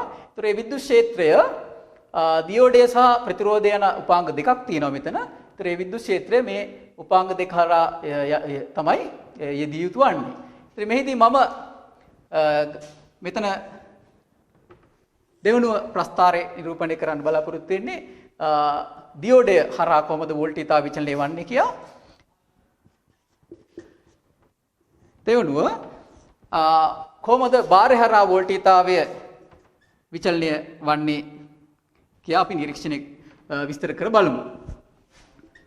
right. එතකොට ප්‍රථමයෙන් මම මෙතන ධනාර්ධ තරංගය ගැනයි අවධානය යොමු කරන්නේ. ඒතර ධනාර්ධ තරංගයේදී ඔයගලන්ට පේනවා වෝල්ටීයතාවය බිඳුවේ සිට යම් උපරිමාගයකට වැඩි වී නැවත ශුන්‍ය කරා එළඹෙනවා. ඉන්නතුරුව වෝල්ටීයතාව ඍණාගයකට ගමන් කරලා නැවත ශුන්‍ය කරා පැමිණෙනවා. ඒතර පළවෙනියෙන් අපි ධනාර්ධ තරංගය ගත්තොත් මෙහිදී ප්‍රේරිත වෝල්ටීයතාව විද්‍යුත් ක්ෂේත්‍රය ඇතිවන්නේ මෙන්න මේ දෙසට දියෝඩය සහ ප්‍රතිරෝධය හරහා මේ දෙසට ධාරාවක් ඇති වෙන විදිහටයි. එතකොට ඕගොල්ලන් අපි පළමුව සාකච්ඡා කළ විදිහට ඕගොල්ලන් දන්නවා දැන් මෙතන දියෝඩය තියෙනවා. ඒතර මේක සාමාන්‍ය දියෝඩයක්. ඒතර සාමාන්‍ය දියෝඩයක් කරා ධාරාවක් ඇති වෙන්න නම් ඒක ඉදිරි නැඹුරු වෙන්න ඕනි. ඒතර අපි සිලිකන් දියෝඩයක් උදාහරණයක් විදිහට සැලකුවොත් මෙතන අවම වශයෙන් ප්‍රේරිත වෝල්ටීයතාවය වෝල්ට් 0.7ක් වත් ඇති වෙන්න ඕනි මෙයා මේ දියෝඩය ඉදිරි නැඹුරු වෙන්න. එහෙමනම් වෝල්ට් 0.7 වෙන තුරු අපිට මේකේ ධාරාවක් දකින්නට ලැබෙන්නේ නැහැ. මොකද දියෝඩ ඉදිරි නැඹුරු වෙලා නැහැ. එහෙමනම් බාරය හරහා කිසිදු වෝල්ටීයතාවක් ඇති වෙන්නේ නැහැ. මොකද ධාරාවක් කියන්නේ නැහැ. එහෙනම් ප්‍රේරිත වෝල්ටීයතාවය සම්පූර්ණයෙන් ඇතිවන්නේ දියෝඩේ හරහා. එහෙමනම් මේ ප්‍රස්ථාරයේ 0.7 වෝල්ට් වන තෙක් වෝල්ටීයතාවය නැත්නම් විද්‍යුත් ක්ෂේත්‍රය ඇතිවන්නේ දියෝඩේ හරහා පමණයි. දෙවනුව ප්‍රේරිත වෝල්ටීයතාවය 0.7 ඉක්මවනවා සමග ඔයගොල්ලන් ඉස්සලා කතා කරා දියෝඩේ ඉදිරි නැඹුරු වෙනවා. ඉන් අනතුරුව මේ දියෝඩේ හරහා වෝල්ටීයතාව වර්ධනයක් ඇති වෙන්නේ නැහැ. එහෙමනම් එතන වෝල්ටීයතාවය නියත වෙන්න ඕනේ. ඒක ඔයගොල්ලන්ට පේනවා මෙතන ප්‍රේරිත වෝල්ටීයතාවය ඇතිවන්නේ මේ දියෝඩය සහ ප්‍රතිරෝධය හරහා. එහෙනම් ඉතිරි වෝල්ටීයතාවය නැත්නම් එහෙනම් ඉතිරි විද්‍යුත් ක්ෂේත්‍රය බාරය හරහා යෙදෙන්න ඕනේ. එහෙනම් අපි සැලකුවාම දැන් බාරය හරහා වෝල්ටීයතාවය වර්ධනය වෙන්න පටන් ගන්නවා 0.7න් පසුව. දැන් අපි මේකේ උච්චාගයට පැමිණෙනවා. නැවත වෝල්ටීයතාවය අඩු වෙනවා. එනම් මෙතන බාරය හරහා වෝල්ටීයතාව අඩු වෙලා නැවත 0.7 එළඹෙන මොහොතේදී බාරය හරහා වෝල්ටීයතාවය ශුන්‍ය වෙනවා. ඉන් අනතුරුව තවත් වෝල්ටීයතාවය පහළට වැටෙනකොට විට දියෝඩේ හරහා වෝල්ටීයතාවය අඩු වෙනවා. දැන් මෙතන වෝල්ටීයතාවය ශුන්‍ය වෙනවා. ඒතර ප්‍රේරිත වෝල්ටීයතාව ශුන්‍යයි. දියෝඩේ හරහා වෝල්ටීයතාව ශුන්‍යයි. බාහිර හරහා වෝල්ටීයතාව ශුන්‍යයි. දැන් අපි සලකමු ඍණාද්ද තරංගයේදී සිදුවන දෙය. ඍණාද්ද තරංගයේදී විද්‍යුත් ක්ෂේත්‍රය ඇතිවන්නේ විරුද්ධ දෙසට. ඒ කියන්නේ ප්‍රතිරෝධය හරහා දියෝඩේ හරහා මේ දෙසට ධාරාව ඇති වෙන විදිහට. ඒතර ඕගොල්ලන් දන්නවා මෙතනදී එහෙනම් දියෝඩය පසු නැඹුරු වෙන ලෙසයි මේ වෝල්ටීයතාවය ඇතිවන්නේ. එහෙමනම් කිසි විටකත් මේකේ ධාරාවක් ඇති වෙන්නේ නැහැ. එහෙමනම් බාරය හරහා වෝල්ටීයතාවය ඇති වෙන්නේ නැහැ. එහෙනම් බාරය හරහා වෝල්ටීයතාව මේ විදිහට ශූන්‍ය පැවතෙන්න ඕනේ. එහෙනම් ප්‍රේරණ වෝල්ටීයතාව සම්පූර්ණයෙන් තිබිය යුතු වන්නේ දියෝඩේ හරහා පසු නැඹුරු වන විදිහටයි. එහෙනම් මේ ප්‍රස්ථාරය සම්පූර්ණ මේ විචලනය දියෝඩේ හරහා ඇති විය යුතුයි. අනතුරුව නැවතත් දෙවන ධනාත්මක තරංගයේදී නැවතත් ඉහත ක්‍රියාවලිය සිදු වෙනවා. බාරය හරහා වෝල්ටීයතාවයක් මෙලෙස ඇති වෙනවා. දැන් ඔයගොල්ලන්ට පේනවා මේ ප්‍රස්ථාර දෙක දිහා බැලුවාම බාරය හරහා වෝල්ටීයතාවය ඇතිවන්නේ ධනාත්මක තරංගයෙන් ධනාත්මක තරංගයට පමණයි. එහෙනම් එම අවස්ථාවේදී පමණයි මේකේ ධාරාවක් ඇති වෙන්නේ. එහෙනම් එනම් අවස්ථාවේදී පමණයි මෙතනදී ශක්තිය බාරයට ලැබෙන්නේ. එතකොට මේකෙදි අපිට පේනවා ලැබෙන ශක්තියෙන් හරියටම අර්ධයක් තමයි දැන් බාරයට ලැබෙන්නේ. මේ මොකද අද තරංගෙන් අද තරංගයට තමයි බාරයට වෝල්ටීයතාව ජනිත වෙන්නේ. ඉතින් ඒ අවස්ථාව අපි එතන කුඩා ඇටවුමෙන් නිරීක්ෂණය කරලා බලමු. මෙහිදී මම භාවිතා කරන්නේ මෙතන තිබෙනවා ප්‍රත්‍යවර්ත වෝල්ටීයතාව ලබා ගන්න අර පෙන්වා ඇති පරිදි අවකර පරිණාමකයක්. මම එය විදුලියට සම්බන්ධ කරනවා. දැන් මේකෙදි මම එකම පාට තෝරාගෙන තිබෙනවා. මොකද මේ එන වයර් මේ අපි ගත්තොත් එම සන්නායක දෙකේ. එතකොට මේකේ ධන ඍණ ලෙස අපි සලකන්නේ. එකක් ප්‍රස්ථාර විදුලි ඕගොල්ලන්ට පේනවා. එක වෙලාවක මේ අග්‍රයෙන් මේ අග්‍රයට ධාරාව යනවා. අනිත් වෙලාවේ මේ අග්‍රයෙන් මේ අග්‍රයට ධාරාව යනවා. එහෙමනම් දැන් මම මෙතන පේනවා මෙතන බල්බ් එකක් පාවිච්චි කරලා තියෙනවා. ඒතර මේ වයර් එකෙන් මම කෙලින්ම මේම සැපියුම බල්බයට සම්බන්ධ කරනවා. ඒතර ඕගොල්ලන්ට පේනවා බල්බය දැල් වෙනවා. දැන් මෙතන ඇති වෙන්නේ ප්‍රත්‍යවර්ත වෝල්ටීයතාවයක්. ඒ වෝල්ටීයතාවය යටතේ තමයි බල්බය දැල් වෙන්නේ. එතකොට නමුත් අපිට මේකේදී ඕගොල්ලන්ට ප්‍රස්ථාරේ පෙනෙන විදිහට බල්බේ නිවි දැල්වීමක් පේන්නේ නැහැ. මොකද බල්බේ යම්කිසි උෂ්ණත්වයකට රත් වෙලා ඉන්න අනතුරු තමයි ශක්තිය පිට වෙන්නේ. ඒ නිසා දිගටම බල්බෙන් ආලෝකය පිට වෙනවා. දැන් මම මෙතන දියෝඩයක් තියෙනවා. මේ දියෝඩය හරහා ප්‍රත්‍යවර්ත වෝල්ටීතාව සම්බන්ධ කරනවා. ඒතර ඕගලන්ට පේනවා බල්බේ දැල්වීම දීප්තිය අඩු වුණා. ඇයි මේ බල්බේ දීප්තිය අඩු වුනේ? ඕගලන්ට පේනවා මෙතන ධනාර්ධ තරංගෙදී පමණයි ශක්තිය ලැබෙන්නේ, ඍණාර්ධ තරංගෙදී ශක්තිය ලැබෙන්නේ නැහැ. ඒ නිසා බල්බේ සූත්‍රිකාවට යා හැකි උපරිම උෂ්ණත්වය අඩු වෙනවා. එතකොට බල්බේ දීප්තිය අඩු වෙනවා. නැවතත් අපි බැලුවොත් දියෝඩයක් නැතුව බැලුවොත් ඔයගලන්ට පේනවා දීප්තිය. දැන් මෙතන දියෝඩය හරහා මම මේක සවි කරාම ඔයගලන්ට පේනවා දීප්තිය ගොඩක් අඩු වෙනවා. මොකද මේකේ ශක්තිය දැන් ලැබෙන්නේ අර්ධයක් බැවින්. ඉතින් ඒක පැහැදිලි ඔයගලන්ට මේ පරිපථය ඇසුරෙන් එන දියෝඩයකින් සිදුවන සිදුවීම. ඒතර දියෝඩයක් ඉදිරි නැඹුරු වුණොත් ඒක හරහා ධාරාවක් යනවා. පසු නැඹුරු වුණොත් ඒක හරහා ධාරාවක් යන්නේ මේ වගේ අවස්ථාවල. එතකොට මේ ක්‍රියාවලිය අපි අර්ධ තරංග ඍජුකරණය ලෙස හඳුන්වනවා. එතකොට මේකෙදි අර ඔබ අපි පෙර සාකච්ඡා කළ පරිදි අර්ධ තරංගයෙන් අර්ධයකදී පමණයි, ඒ කියන්නේ කාලයෙන් අර්ධයකදී පමණයි ශක්තිය ලැබෙන්නේ. දැන් අපි බලන්න යන්නේ කතෝඩ කිරණ දෝලනයේක්ෂය ආධාරයෙන් කොහොමද මේ අර්ධ තරංග ඍජුකරණය නිරීක්ෂණය කරන්නේ. මෙහිදී මේක තමයි කතෝඩ කිරණ දෝලනයේක්ෂය. ඒතර මේකදී ඔයගොල්ලන්ට පේනවා මෙතන තියෙනවා රූපවාහිනී තිරයක්. ඒතර මේ රූපවාහිනී තිරයේ මේ ඉලෙක්ට්‍රෝන කදම්බය ඇසුරෙන් විචලන වෙන වෝල්ටීතාවයන් අපිට දැක් ගන්න පුළුවන්. අපි බලමු කොහොමද ප්‍රත්‍යාවර්ත වෝල්ටීතාව දැන් අපේ ජව සැපයුමේ ප්‍රත්‍යාවර්ත වෝල්ටීතාව කොහොමද විචලනය වෙන්නේ කියලා. ඒතර ඔයගොල්ලන්ට පේනවා අර සයිනාකාර ප්‍රස්ථාරය මෙතන ලැබෙනවා. ඒතර මේක තමයි අප ජව සැපයුමේ වෝල්ටීතාව විචලනය. එතකොට අපිට ඒක රූපයකින් එහෙම විචලනය වෙනවා කියලා දැනගන්න අපිට මේ දෝලනයේක්ෂය උපකාරී වෙනවා. දැන් දෙවෙනුව අපි බලන්නේ කොහොමද අර්ධ තරංග ඍජුකරණය සිදුවේ ඇති. ඔයාලා නිරීක්ෂණය කරන්න මේක මේ තරංග සංඛ්‍යාව. එතකොට මෙතනදී මම ප්‍රථමයෙන් බාහිර වෝල්ටීතාව පෙන්වනවා. දැන් ඕගොල්ලන්ට පැහැදිලිව පේනවා මෙතනදී එක ඍණ අර්ධ තරංගේ සම්පූර්ණයෙන් අහෝසි වෙලා යනවා. මොකද ඒ පසුනැඹුරුන අවස්ථාවේදී බාහිර ධාරාවක් ගමන් කරන්නේ කියන්නේ වෝල්ටීතාවක් ඇතිවන්නේ නැහැ. ඉතින් අපිට ඕගොල්ලන් අපින් ප්‍රස්ථාරිකව නිරූපණය කරන්න කිව්වම ඒතර මේ විදිහටයි ඒ නිරූපණය කළ යුතු වන්නේ. ඍණාර්ධ තරංගේ නැති ධනාර්ධ තරංගේ පමණක් තිබෙන සංඥාව නිරූපණය කරා නම් හරි. ඊළඟට මම මෙතනදිම පෙන්වන්න බලාපොරොත්තු පෙන්වන්නම් සැපියුම් වෝල්ටීතාවයත් ඒතර දෙක සංසන්දනය කරලා ඕගොල්ලන්ට මේක හොඳින් අවබෝධ කරගන්න පුළුවන්. දැන් අපි බලමු මම දෙවන channel එකට සම්බන්ධ කරා මේ සැපියුම් වෝල්ටීතාවයේ විචලනය. ඒතර ඔයගොල්ලන්ට බලන්න මේකේ මේක තමයි සැපියුම් වෝල්ටීතාව විචලනය. දැන් මම යනවා පළවෙනි channel එකට. මේක තමයි බාහිර වෝල්ටීතාව විචලනය. එතකොට අපිට දෙක පැහැදිලිව බලන්න පුළුවන්.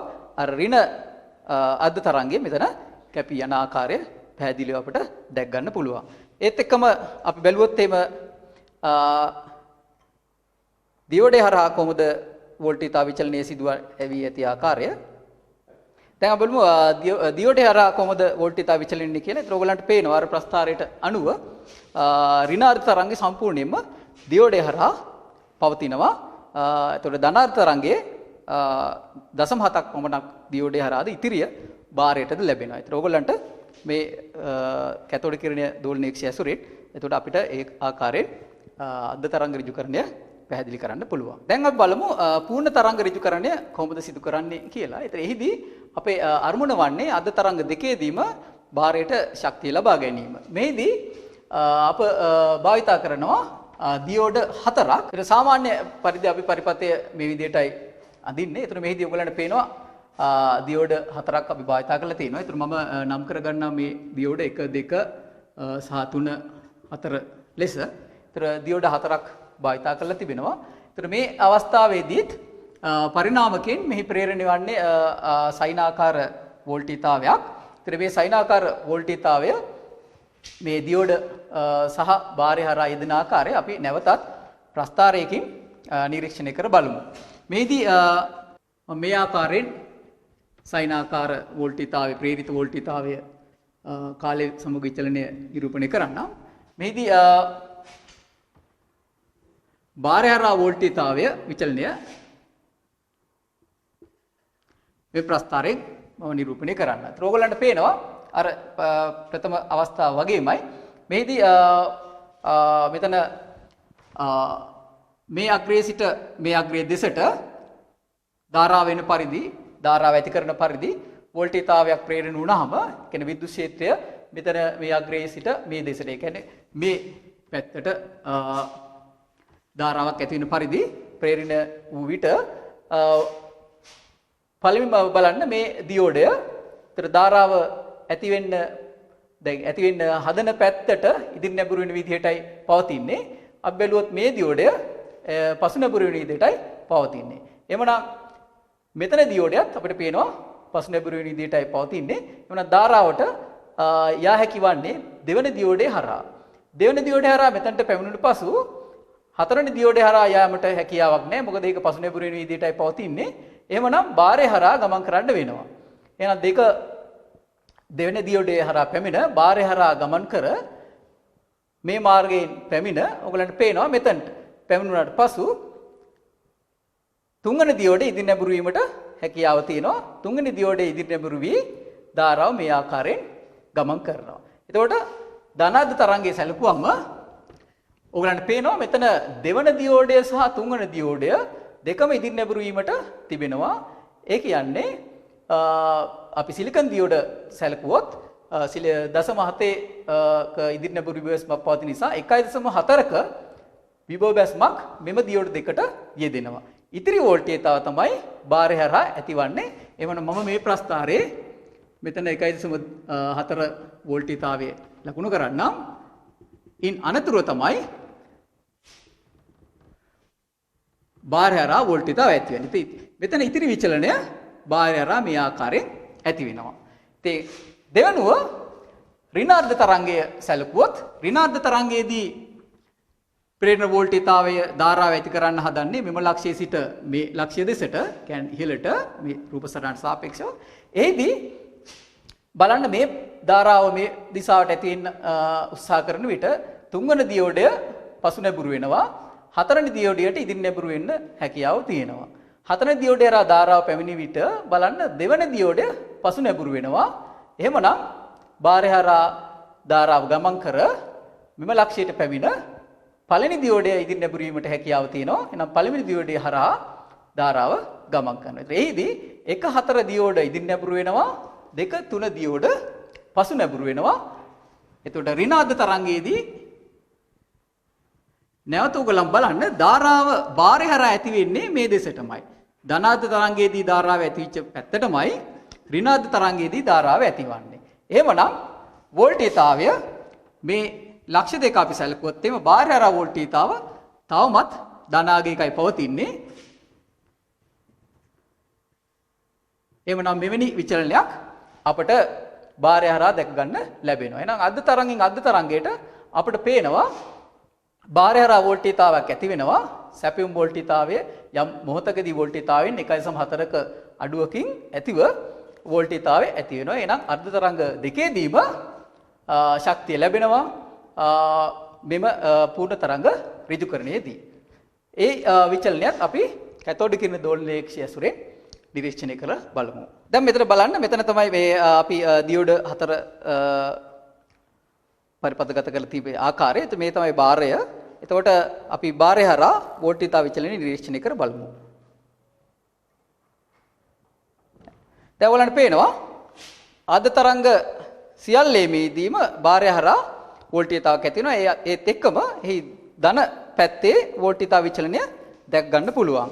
අපි සැපීම් වෝල්ටේජතාවට සාපේක්ෂව ඒ නිරීක්ෂණය කළොත් කාර්යයෙන් තියෙන ඔයගොල්ලෝ බලන්න ධන සහ ඍණ විචලනයක් තියෙනවා. ඒතර අපි නැවත බලමු ශනිකව කොහොමද බාරය හරහා වෝල්ටේජතාව විචලනය සිදුවන ආකාරය. බලන්න එහිදී අපි අර ප්‍රස්ථාරයෙන් නිරූපණය කර තියෙන ආකාරයට අද තරංග දෙකේදීම ශක්තිය බාරයට ලැබෙන බව මේ ප්‍රස්ථාරයෙන් පේන. ඒතර එහිදී ඕගොල්ලන් පූර්ණ තරංග ඍජුකරණය වෝල්ටේජතාව විචලනයේ ප්‍රස්ථාරය නගන අවස්ථාවේදී මෙවැනි ප්‍රස්ථාරයක් ඇඳිය යුතු වෙනවා. පූර්ණ තරංග ඍජුකරණය අපි මෙලෙස විස්තර කර බලමු. ඒතර ධනාත්මක තරංගයේ සහ ඍණාත්මක තරංගයේ මෙතන නිරූපණය කරනවා. ඒතර මම මෙතනදී භාවිතයට ගන්නේ දියෝඩ 4 පමණයි. ඒතර ඔයගොල්ලන් බලන්න ධනාත්මක තරංගයේදී ධාරාව පෙළඹ වෙන්නේ ගමන් කරන්න පෙළඹෙන්නේ මේ ලක්ෂයෙන් ඉඳන් මේ ලක්ෂයට. ඒදී ඔයගොල්ලන්ට පැහැදිලිව පේනවා බලන්න දෙවෙන දියෝඩය හරහා ධාරාව පැමිණෙන්න පුළුවන්. මොකද එයාට ඉදිරි නැඹුරු වෙන්න හැකියාව තියෙනවා. පළවෙනි දියෝඩය හරහා ධාරාව පැමිණෙන්න බෑ. මොකද ඒක පසු නැඹුරු වෙන්නේ. මොකද විද්‍යුත් ක්ෂේත්‍රය මේ පැත්තට තියෙන්නේ. ඒතර මෙයා පසු නැඹුරු වෙන විදිහටයි පවතින්නේ. ඒතර ධාරාව දෙවන දියෝඩයෙන් පැමිණ තුන්වන දියෝඩය අපි සැලකුවොත් බලන්න එයා තියෙන්නේ පසු නැඹුරු වෙන විදිහට. එහෙමනම් ධාරාව මේක හරහා පවතින්න බෑ. බාරය හරහා ධාරාව මේ දෙසට ගමන් කරනවා. මෙතන පැමිණි ධාරාව බලන්න හතරවෙනි දියෝඩය ඒට ඉදිරි නැඹුරු වෙන්න පුළුවන්. එහෙනම් හතරවෙනි දියෝඩය හරහා පරිපතේ ඊවතට ගමන් කරනවා. එතකොට දැන් ධාරාව අත්‍යවශ්‍යම ගියේ අපි මේ ලක්ෂ දෙක xy කියලා ගත්තොත් x ඊට y දක්වා මම මේ ලක්ෂ දෙක p q කියලා ගත්තොත් ධාරාව ගියේ p සිට q දක්වා බාරය හරහා. දැන් ඍණාත්මක තරංගය සැලකුවොත් එහෙම ධාරාව යන්න පෙළඹෙන්නේ y සිට x දක්වා. ඒතර y සිට x දක්වා ධාරාව යාමට පෙළඹෙන විට තුන්වන දියෝඩය ඉදිරි නැඹුරු වෙන්න පුළුවන්. මොකද විද්‍යුත් ක්ෂේත්‍රය පවතින දැන් මේ පැත්තට. ඒතර තුන්වෙනි දියෝඩය ඉදිරි නැඹුරු වෙනවා. දෙවෙනි දියෝඩය පසු නැඹුරු වෙනවා. එහෙනම් ධාරාව මේක හරහා ගමන් කරන්න බෑ. එහෙනම් මේ පැමිණෙන ධාරාව බාරය හරහා මේ පැත්තට ගමන් කරලා මේ සංදියට පැමිණෙන පසු එක්වන දියෝඩයේ ඉදිරි නැඹුරු වෙන්න පුළුවන්. එහෙනම් එක්වන දියෝඩය හරහා x දෙසට ධාරාව යනවා. එතන මෙහිදී බලන්න පැහැදිලිව ධාරාව ගියේ y වල ඉඳන් x වලට. පළවෙනි අවස්ථාවේ ධාරාව ගියේ x වල ඉඳන් y වලට. නමුත් අපි පැහැදිලිව බැලුවොත් බාරය සවිකර තියෙන්නේ මේ ලක්ෂ දෙකට. ඒතර බාරය හරහා ධාරාව ගියේ p සිට q දෙසට අවස්ථා දෙකේදීම. එහෙනම් බාරයට මෙම වෝල්ටීයතාවය සෑම විටම පෙනෙන්නේ එකම පැත්තට. එහෙනම් q ට සාපේක්ෂව p අපි සැලකුවොත් ඒතර ධන වෝල්ටීයතාවයක් විදියටයි පවතින්නේ. ඒ කියන්නේ q ට සාපේක්ෂව p හැම විටම දානයි. ඉතින් මෙහිදී ප්‍රේරිත වෝල්ටීයතාවය v හැටියට ගත්තොත් එහෙනම් p ට සාපේක්ෂව q ට සාපේක්ෂව p හි වෝල්ටීයතාවය මම ගත්තොත් ප්‍රේරිත වෝල්ටීයතාවයෙන් සෑම විටම 1.4 වෝල්ට් අඩුවක් පවතිනවා. ඒ වෝල්ටීයතාව තමයි බාරය හරහා ලැබෙන්නේ. ඒතර බාරයට හැම විටම දැනෙන්නේ එක දිශාවට තියෙන විද්‍යුත් ක්ෂේත්‍රයක්. ඒ කියන්නේ එකම පැත්තට තියෙන විභව වැස්මක්. එහෙනම් දියෝඩ හතරක් භාවිතයෙන් අපට පූර්ණ තරංග ඍජුකරණය කරගන්න පුළුවන්. ඒ කියන්නේ අර්ධ තරංග දෙකේදීම ශක්තිය අපිට ලබා ගන්න පුළුවන්. ප්‍රත්‍යවර්ත වෝල්ටීයතාවයක් සරල වෝල්ටීයතාවයක් බවට පත් කර ගැනීම දෙවෙනි පියවර අපි සුමටන ලෙස හඳුන්වනවා. එහිදී අප භාවිතා කරන්නේ දියෝඩයක්. ඒතර මෙහිදී පරිපතයට අපි එක් කරනවා විද්‍යුත් විච්ඡේද්‍ය වර්ගයේ දියෝඩයක්. ඒ මම අර්ධ තරංග ඍජුකරණය ඇසුරින් විස්තර කරන්නම්.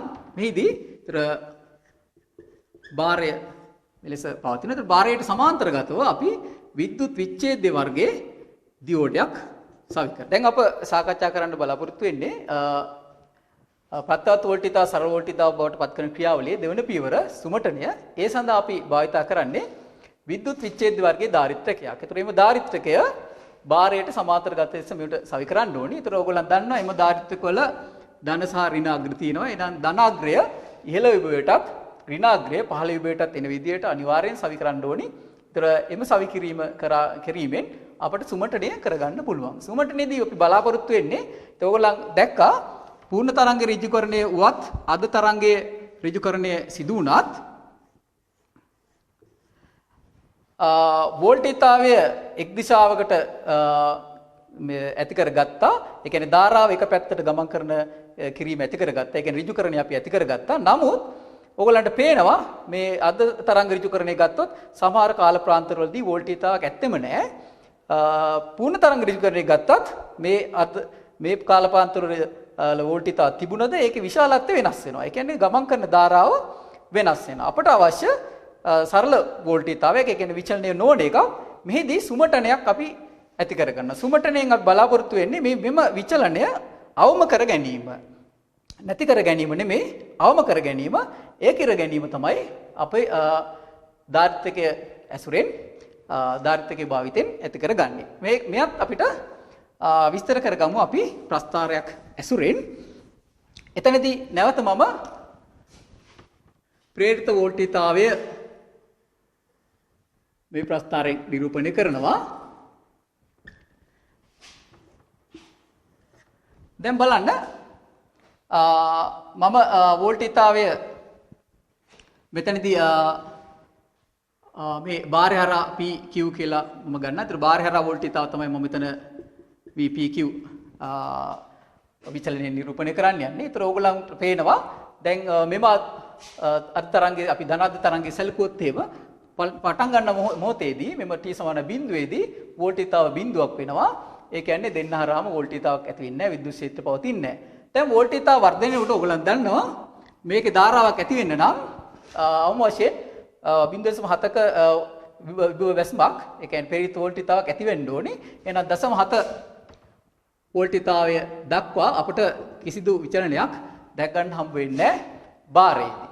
0.7 ඉක්මවනවා සමග ඕගලන්ට පේනවා බාරය හරහා වෝල්ටීතාව වර්ධනය වෙනවා. බාරය හරහා වෝල්ටීතාව වර්ධනය වෙනකොට ඒකට සමාන්තරගත වෙලා තියෙනවා ධාරිත්‍රකය. ඒතර ධාරිත්‍රකය බාරය හරහා ධාරාවක් ඇති වෙනවා. ධාරිත්‍රකය ආරෝපණය වෙනවා. ඒතර ඒ ක්‍රියාවලිය දෙකම සිද්ධ වෙනවා. ඒතර මෙහිදී උපරිම වෝල්ටීතාවය දක්වා මේ ක්‍රියාවලිය සිද්ධ වෙනවා. ඒතර උපරිම වෝල්ටීතාවය ඒතර වෙනවා ප්‍රේරිත V උපරිම උච්චාගයෙන් 0.7ක අඩුවක් සහිතව උපරිම වෝල්ටීතාවය ඇති වෙනවා. ඉන් අනතුරුව සිදුවන්නේ දැන් ඔයගලන්ට පේනවා මෙතන වෝල්ටීතාව අඩු වෙන්න පටන් ගන්නවා. ඒ කියන්නේ ප්‍රේරිත වෝල්ටීතාව අඩු වෙනවා. ප්‍රේරිත වෝල්ටීතාව අඩු වෙනකොට දියෝඩය පසු නැඹුරු වෙනවා. ඒ කියන්නේ දියෝඩය හරහා ශක්තිය ලැබෙන්නේ නැහැ. එහෙමනම් බාරය හරහා දැන් ශක්තිය ධාරාව ඇතිවන්නේ මේ ධාරිත්‍රකය ආරෝපණය වෙච්ච ශක්තිය තමයි බාරය හරහා ගමන් කරන්නේ. ඒතර බාරය හරහා ධාරාව ගමන් කරනකොට ධාරිත්‍රකය විසර්ජනය වෙනවා. එම නිසා VPQ අගය ක්‍රමයෙන් අඩු වෙනවා. ඒතර ඕගොල්ලන් දන්නවා දෙවනුව ආරෝපණය වීමට මේකට හැකිවන්නේ තුන්වන අද්ද තරංගයේදී ධන අද්ද තරංගයේදී එහෙනම් ඒ දක්වා මේ වෝල්ටීතාවය අඩුවීම සිද්ධ වෙනවා. ඒතර මේ අඩුවීමට බලපානවා බාරයේ ප්‍රතිරෝධය සහ ධාරිත්‍රකයේ ධාරිතාවය. ඒතර බාරයේ ප්‍රතිරෝධය අඩුයි නම් ඉක්මනින් විසර්ජනය වෙලා ප්‍රස්ථාරය අපිට මේ විදිහේ විචලනයක් දකින්න හම්බ වෙයි. පහළට කඩා වැටීමක්, ශරීර කඩා වැටීමක්. බාරය යගේ වැඩි නම් හිමින් කඩා වැටීමක් දැක් ගන්න හම්බ වෙයි. නැවත ධනාත්මක තරංගයේ පැමිණෙනවා. ධනාත්මක තරංගයේදී ප්‍රේරිත වෝල්ටීතාවය මේ දියෝඩයේ එම මොහොතේ පවතින වෝල්ටීතාව ඉක්මවනවා සමග නැවත ආරෝපණය වීම පටන් ගන්නවා. නැවත ආරෝපණය වෙලා නැවත උච්චාගයට පැමිණීම පසු විසර්ජන වීම ආරම්භ වෙනවා. එවනම් ඕගොල්ලන්ට පේන ප්‍රස්ථාරයට අනුව මෙන්න මේ කාල පරිච්ඡේදදී ආරෝපණය වීම සිද්ධ වෙනවා. මෙන්න මේ කාල පරිච්ඡේදදී විසර්ජනය වීම සිද්ධ වෙනවා.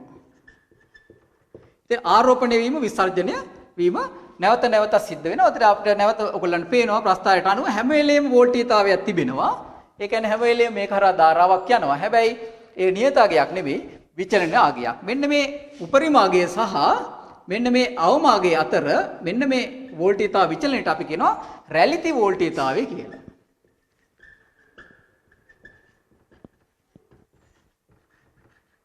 ඒතර රැලිති ඇති වෙනවා. රැලිති කියන්නේ කුඩා ගැස්මක් ඇති වෙනවා. ඒතර රැලිති වෝල්ටීතාවය බලපානවා බාරයේ ප්‍රතිරෝධය මත බලපානවා. ඒ වගේම ධාරිත්‍රකයේ ධාරිතාවය බලපානවා. දැන් අපි බලමු කැතෝඩ කිරණ දෝලනයේක්ෂය ඇසුරෙන් කොහොමද අපි මේ විචලනය නිරීක්ෂණය කරන්නේ කියලා.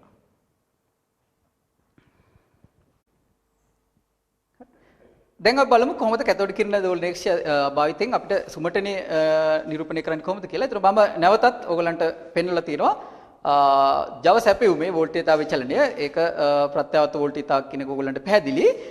ඒතර මෙතනදී ඔයගලන්ට පැහැදිලිව බලන්න මෙතන දියෝඩය තිබෙනවා, මෙතන බාරය තිබෙනවා, මෙතන ධාරිත්‍රකය තිබෙනවා. දැන් මම මේ සැපියුම් වෝල්ටීතාව තමයි නිරීක්ෂණය කරන්නේ.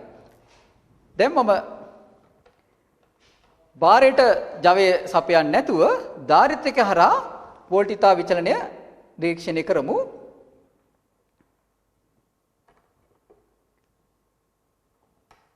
ඒතර බලන්න මෙතන වෝල්ටීතාවය දැන් ඔයගොල්ලන්ට පේනවා නියත විචලනයක් පෙන්නු කරනවා. මොකද ධාරිත්‍රකයේ දැන් ආරෝපණය වුණා ඒ විසර්ජනය වෙන්නේ නැහැ.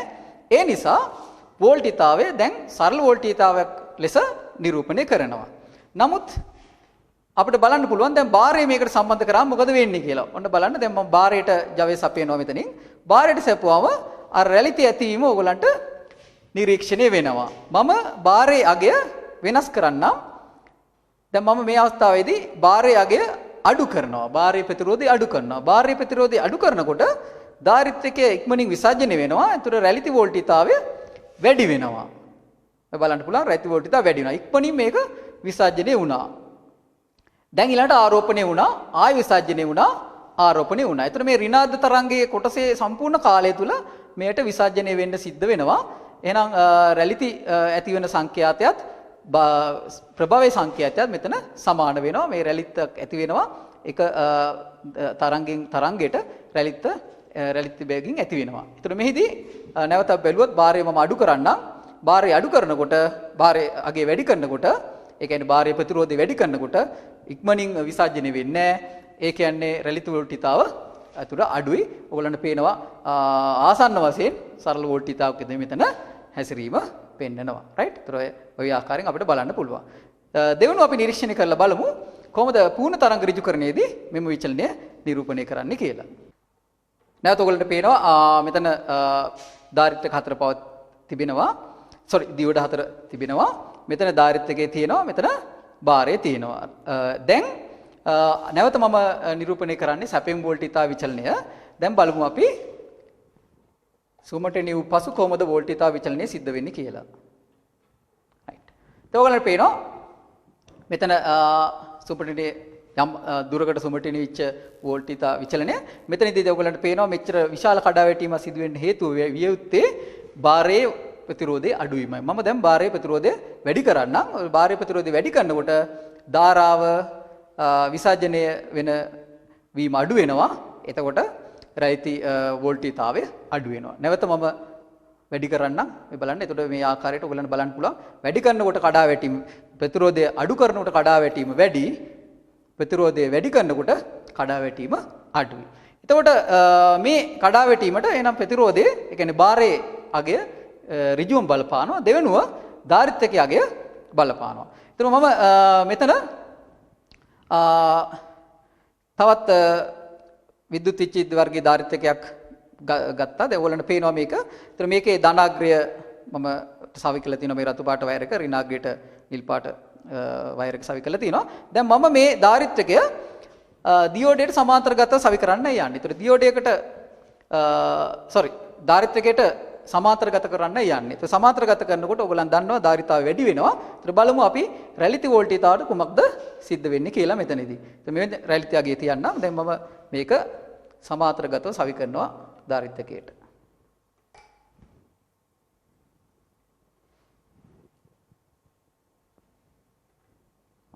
දැන් ඔයාලා පැහැදිලිව දැක්කා රැලිති සම්පූර්ණයෙන් නැති වුණා වගේ වුණා. මොකද මෙතන ධාරිත්‍රකය අර තිබු ධාරිතය සමාන්තරගත කරපු නිසා ධාරිතාව වැඩි වුණා. ධාරිතාව වැඩි වුණා කියන්නේ වැඩි ශක්ති ප්‍රමාණයක් ගබඩා කරගන්න පුළුවන්. එතකොට කඩාවැටීමට වැඩි වේලාවක් කියන්නේ කඩාවැටීම අඩුයි. මොකද ධාරාව සපයන්න පුළුවන් ශක්තිය තියෙන නිසා. මම නැවත මේක ඉවත් කරොත් ඔයගලන්ට පේන්නේ නැවත තිබු ධාරිතකේ දැන් තියෙන්නේ ගබඩා කරගන්න පුළුවන් ශක්ති ප්‍රමාණය අඩුයි. එතකොට කඩාවැටීම වැඩි. එහෙනම් මේ රැලිති ඇතිවීමට කාරණා දෙකක් බලපානවා. ඒකක් තමයි ධාරිත්‍රකයේ ධාරිතාවය, අනිත් එක තමයි බාරයේ ප්‍රතිරෝධය. ධාරිත්‍රකයේ ධාරිතාව වැඩි වෙන විට රැලිති ඇතිවීම අඩුයි. ප්‍රතිරෝධය වැඩි වෙන විට රැලිති ඇතිවීම අඩුයි. ඒ වගේම අනිත් පැත්තට මේ ක්‍රියාවලිය සිද්ධ වෙනවා. එහෙමනම් අවසාන වශයෙන් එතකොට අපිට ධාරිත්‍රකයක් භාවිතා කළා මේ ඍජු කරන ක්‍රියාවලියේ සුමටන ක්‍රියාවලිය සිදු කරගන්න පුළුවන්. ඒ හැම අවස්ථාවකදීම මේ ධාරිත්‍රකය භාවිතා කිරීම සිදු වෙනවා. අපි දැන් ඍජු කරන ක්‍රියාවලියේ තුන්වන පියවරට ගමන් කරමු. එහිදී මම පළමුවෙන්ම සාකච්ඡා කරන්න බලාපොරොත්තු වෙන්නේ දියෝඩ වර්ගයක්. ඒවට අපි කියනවා සෙනර් දියෝඩ කියලා. ඒතකොට ඒකේ සංකේතය මේ විදිහට දක්වන්න පුළුවන් සහ ලාක්ෂණික වක්‍රය අපිට මේ විදිහට දක්වන්න පුළුවන්. ඉතින් අපි බලමු මේ ලාක්ෂණික වක්‍රය අපි ළඟ නිරීක්ෂණය කරොත් ඔයගලන්ට පේනවා ඉදිරි නැඹුරු අවස්ථාව සාමාන්‍ය දියෝඩයක් විදියටම පවතිනවා. මේක ඉදිරි නැඹුරු වීම. නමුත් පසු නැඹුරු කරාම ඔයගලන්ට පේනවා මෙතන සෙන බිඳ කියන්නේ බිඳ වැටීම සිද්ධ වෙනවා. ඒතර මේ බිඳ වැටීම අපි හඳුන්වන්නේ සෙන බිඳ වැටීම හැටියටයි. එය ඕඝාචරණයට වඩා වෙනස්. මෙම සෙනරාචරණය මෙහිදී සිදුවන්නේ පසු නැඹුරු විද්‍යුත් ක්ෂේත්‍රයේ ප්‍රබල වෙනකොට යම් අවස්ථාවකදී සහබන්ධන වලට සම්බන්ධ වෙති ඉලෙක්ට්‍රෝන ගැලවී යාමෙන් ක්ෂණිකව විශාල විද්‍යුත් ධාරාවක් ඇති වෙනවා. ඒතර මේ වෝල්ටේජතාවය සාමාන්‍යයෙන් ඇති වෙන්නේ ඉතා අඩු වගේක. දැන් ඕඝාචරණය අපි සැලකුවොත් එය සිදුවන්නේ ඉතා ඉහළ වෝල්ටේජතාවයකදී. එය අපේ බලාපොරොත්තු වන දෙයක් නෙවෙයි. නමුත් සෙනරාචරණය සෙනර් බිඳ වැටීම සිදුවන්නේ කුඩා වෝල්ටේජතාවකදී. එය තමයි අපි බලාපොරොත්තු වෙන දේ. ඉතින් මෙහිදී අපිට පේනවා මේ බිඳ වැටීම සිදුවීමෙන් පසුව ධාරාව විවිධාගයන්ගේ පවතිනවා. නමුත් වෝල්ටේජතාවය නිශ්චිතාගයක පවතිනවා. එවනම් මෙය වෝල්ටේජතාවයේ නියත වෙලා පවතීම අපිට භාවිතා කරන්න පුළුවන් වෝල්ටේජතා යාමනය සඳහා. ඒතර මෙහිදී හොඳින් නිරීක්ෂණය කරන්න. ඒතර මේකේ සෙනර් බිඳ වැටීම සිදුවන වෝල්ටේජතාවය ඒ යොදා ගන්න අර්ධ සරණායක සහ මාත්‍ර සාන්ද්‍රණ මත රඳා පවතිනවා. ඉතින් අපිට එක එක බිඳ වැටීම් වෝල්ටේජතා ඇති සෙනර් දියෝඩ මිලදී ගැනීමේ හැකියාව තිබෙනවා.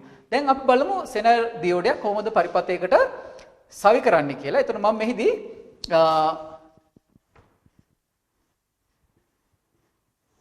මෙම සරල පරිපථය විශ්ලේෂණය කරන්නම්.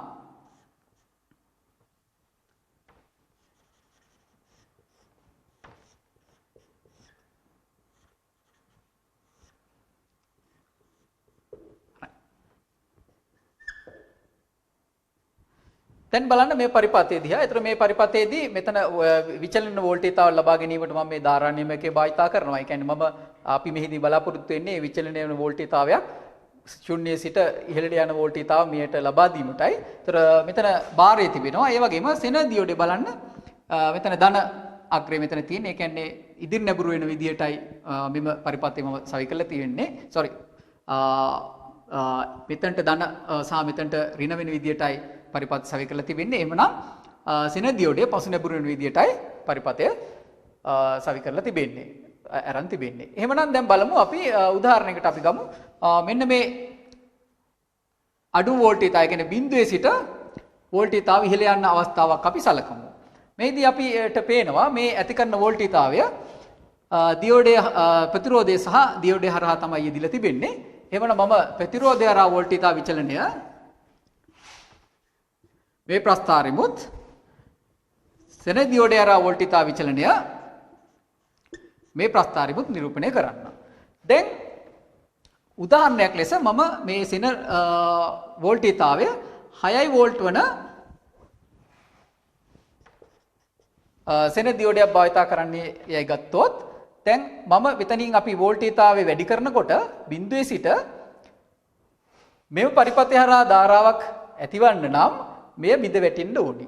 ඒතර මෙම බිඳ වැටීම සිද්ධ වෙන්න නම් අවම වශයෙන් සැපින් වෝල්ටේජතාවය වෝල්ට් 6 ඉක්මවන්න ඕනේ. 6 හෝ 6 ඉක්මවන්න ඕනේ. එහෙමනම් වෝල්ට් 6 ඉක්මවනකම් මේ පරිපථය හරහා ධාරාවක් ඇති වෙන්නේ නැහැ.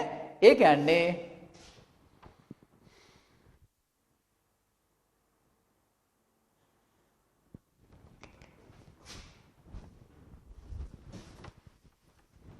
අපි සැපින් වෝල්ටේජතාවට සාපේක්ෂව විස්තර කරොත් සැපින් වෝල්ටේජතාවය මෙලෙස රේඛීය විචලනය වෙන එකක් ලෙස මම සැලකුවොත් මෙතනින් අපි ධාරානියමකයේ වැඩි කිරීමේදී වෝල්ටේජතාව කාලය සමග රේඛීය විචලන අවස්ථාවක් අපි සැලකුමු.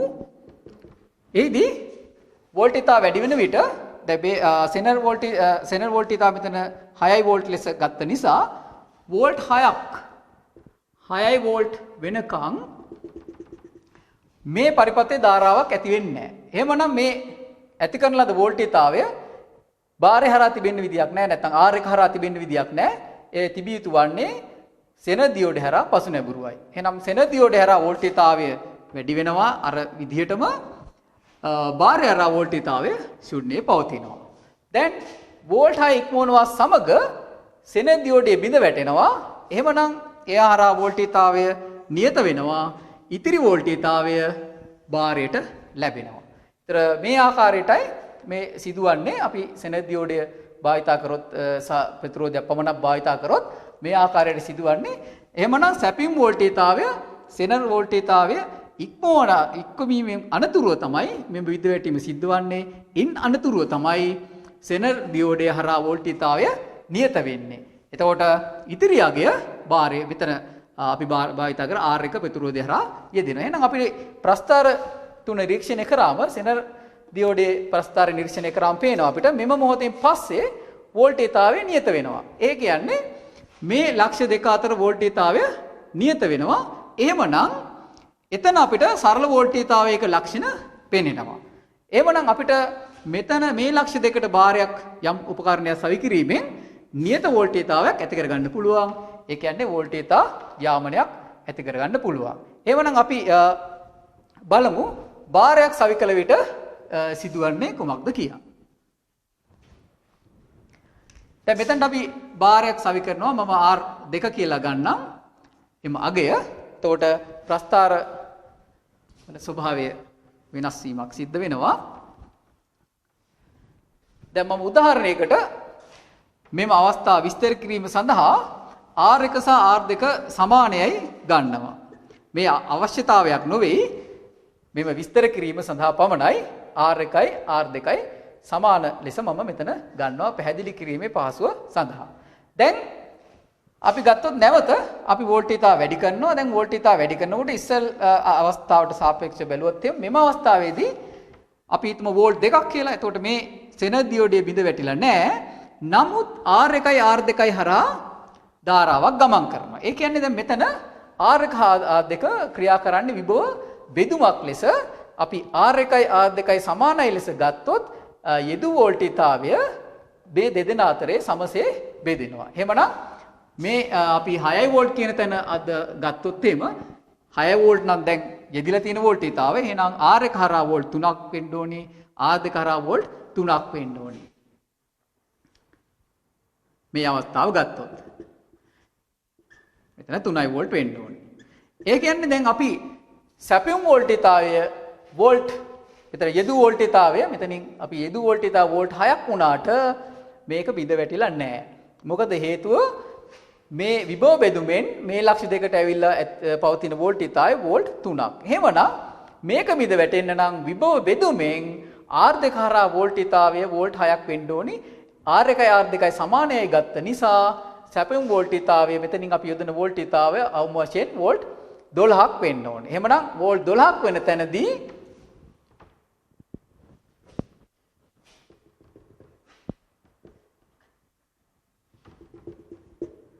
දක්වා මේ විචලනය මේ ආකාරයෙන් සිද්ධ වෙනවා. ඊළඟට ඉන් අනතුරුව භාරය හරහා මම R2 මෙතනින් ගන්නම්. සෙනර් දියෝඩය මම මේ විචලනින් ගන්නම්. සෙනර් දියෝඩය හරහා වෝල්ටේජතාවය නියත වෙනවා. දැන් අපි බලමු මේ මෙහි කොහොමද වෝල්ටේජතාවය මේ ප්‍රතිරෝධ වලට ලැබෙන්නේ කියලා. මෙහිදී මම මෙතනින් ගත්ත 18 වෝල්ට් සැපයුමක්. දැන් අපි සැපිම් වෝල්ටේජතාව මෙතනින් මේ පරිපත්‍ර ලබා දෙන වෝල්ටේජතාව වැඩි කරගෙන යන විට වෝල්ට් 6ක් වන අවස්ථාවේදී ඕගොල්ලන්ට පැහැදිලිව පේන්න ඕනි R1යි R2යි සමාන ලෙස ගත්ත නිසා මේ විභව බෙදුමක් ලෙස ක්‍රියා කරන නිසා R2 හරහා වෝල්ටේජතාවය වෝල්ට් 3ක් වෙනවා. ඒ වගේම R1 හරහා වෝල්ටේජතාවත් වෝල්ට් 3ක් වෙනවා. ඒ කියන්නේ මෙයා බිඳ වැටිලා නැහැ. එහෙනම් මෙයා බිඳ වැටෙන්න නම් R2 හරහා වෝල්ටේජතාව වෝල්ට් 6ක් වෙන්න ඕනි. ඒ කියන්නේ විභව බෙදුමට වෝල්ට් 12ක් ලැබෙන්න ඕනේ. ඒතර විභව බෙදුමට වෝල්ට් 12ක් ලැබෙන අවස්ථාවේදී තමයි මෙම බිඳ වැටීම සිද්ධ වෙන්නේ. එතකොට R2 සෙනර් දියෝඩයේ බිඳ වැටුණාට පස්සේ R2 හරහා වෝල්ටේජතාවය නියත වෙනවා. ඒතර R2 හරහා වෝල්ටේජතාව සෙනර් දියෝඩය හරහා වෝල්ටේජතාව සමානයි. දැන් බලන්න මෙතන එහෙනම් වෝල්ට් 6 දී මේ නියත වීම සිද්ධ වෙනවා.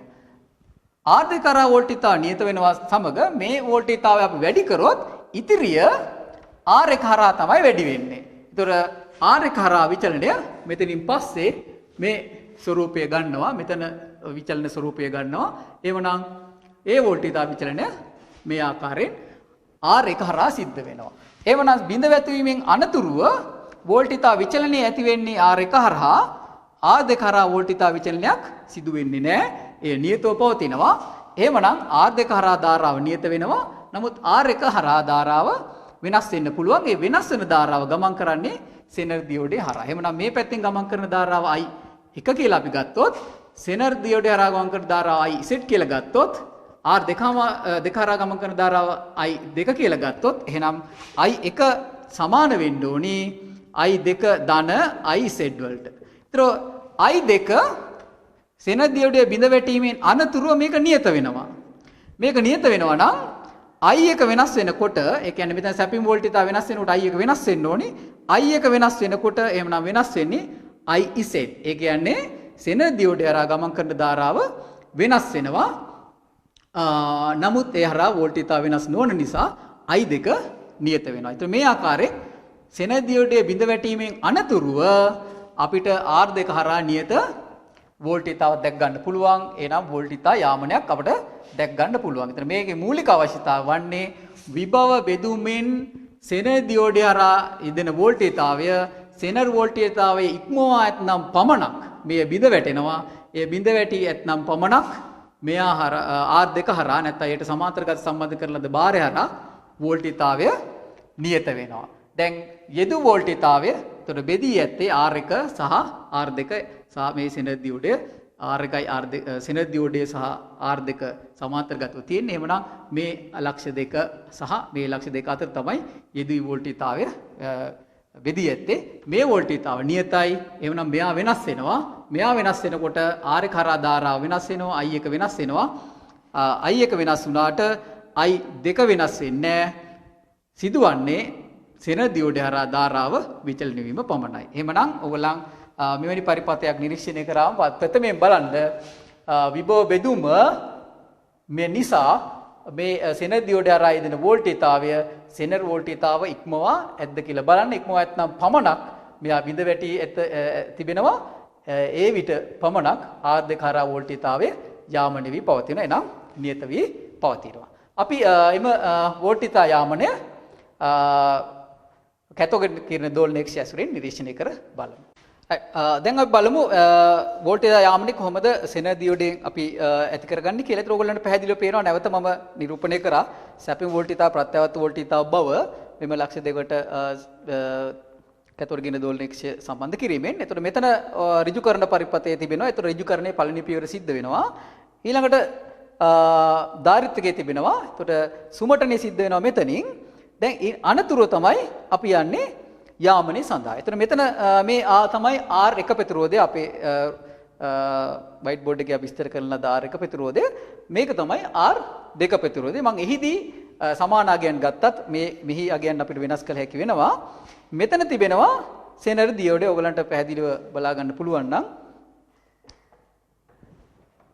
සෙනර් දියෝඩේ තමයි මේ සවි කරලා තිබෙන්නේ. අර ජර්මනින් දියෝඩේක හැඩය තමයි ගන්නෙ.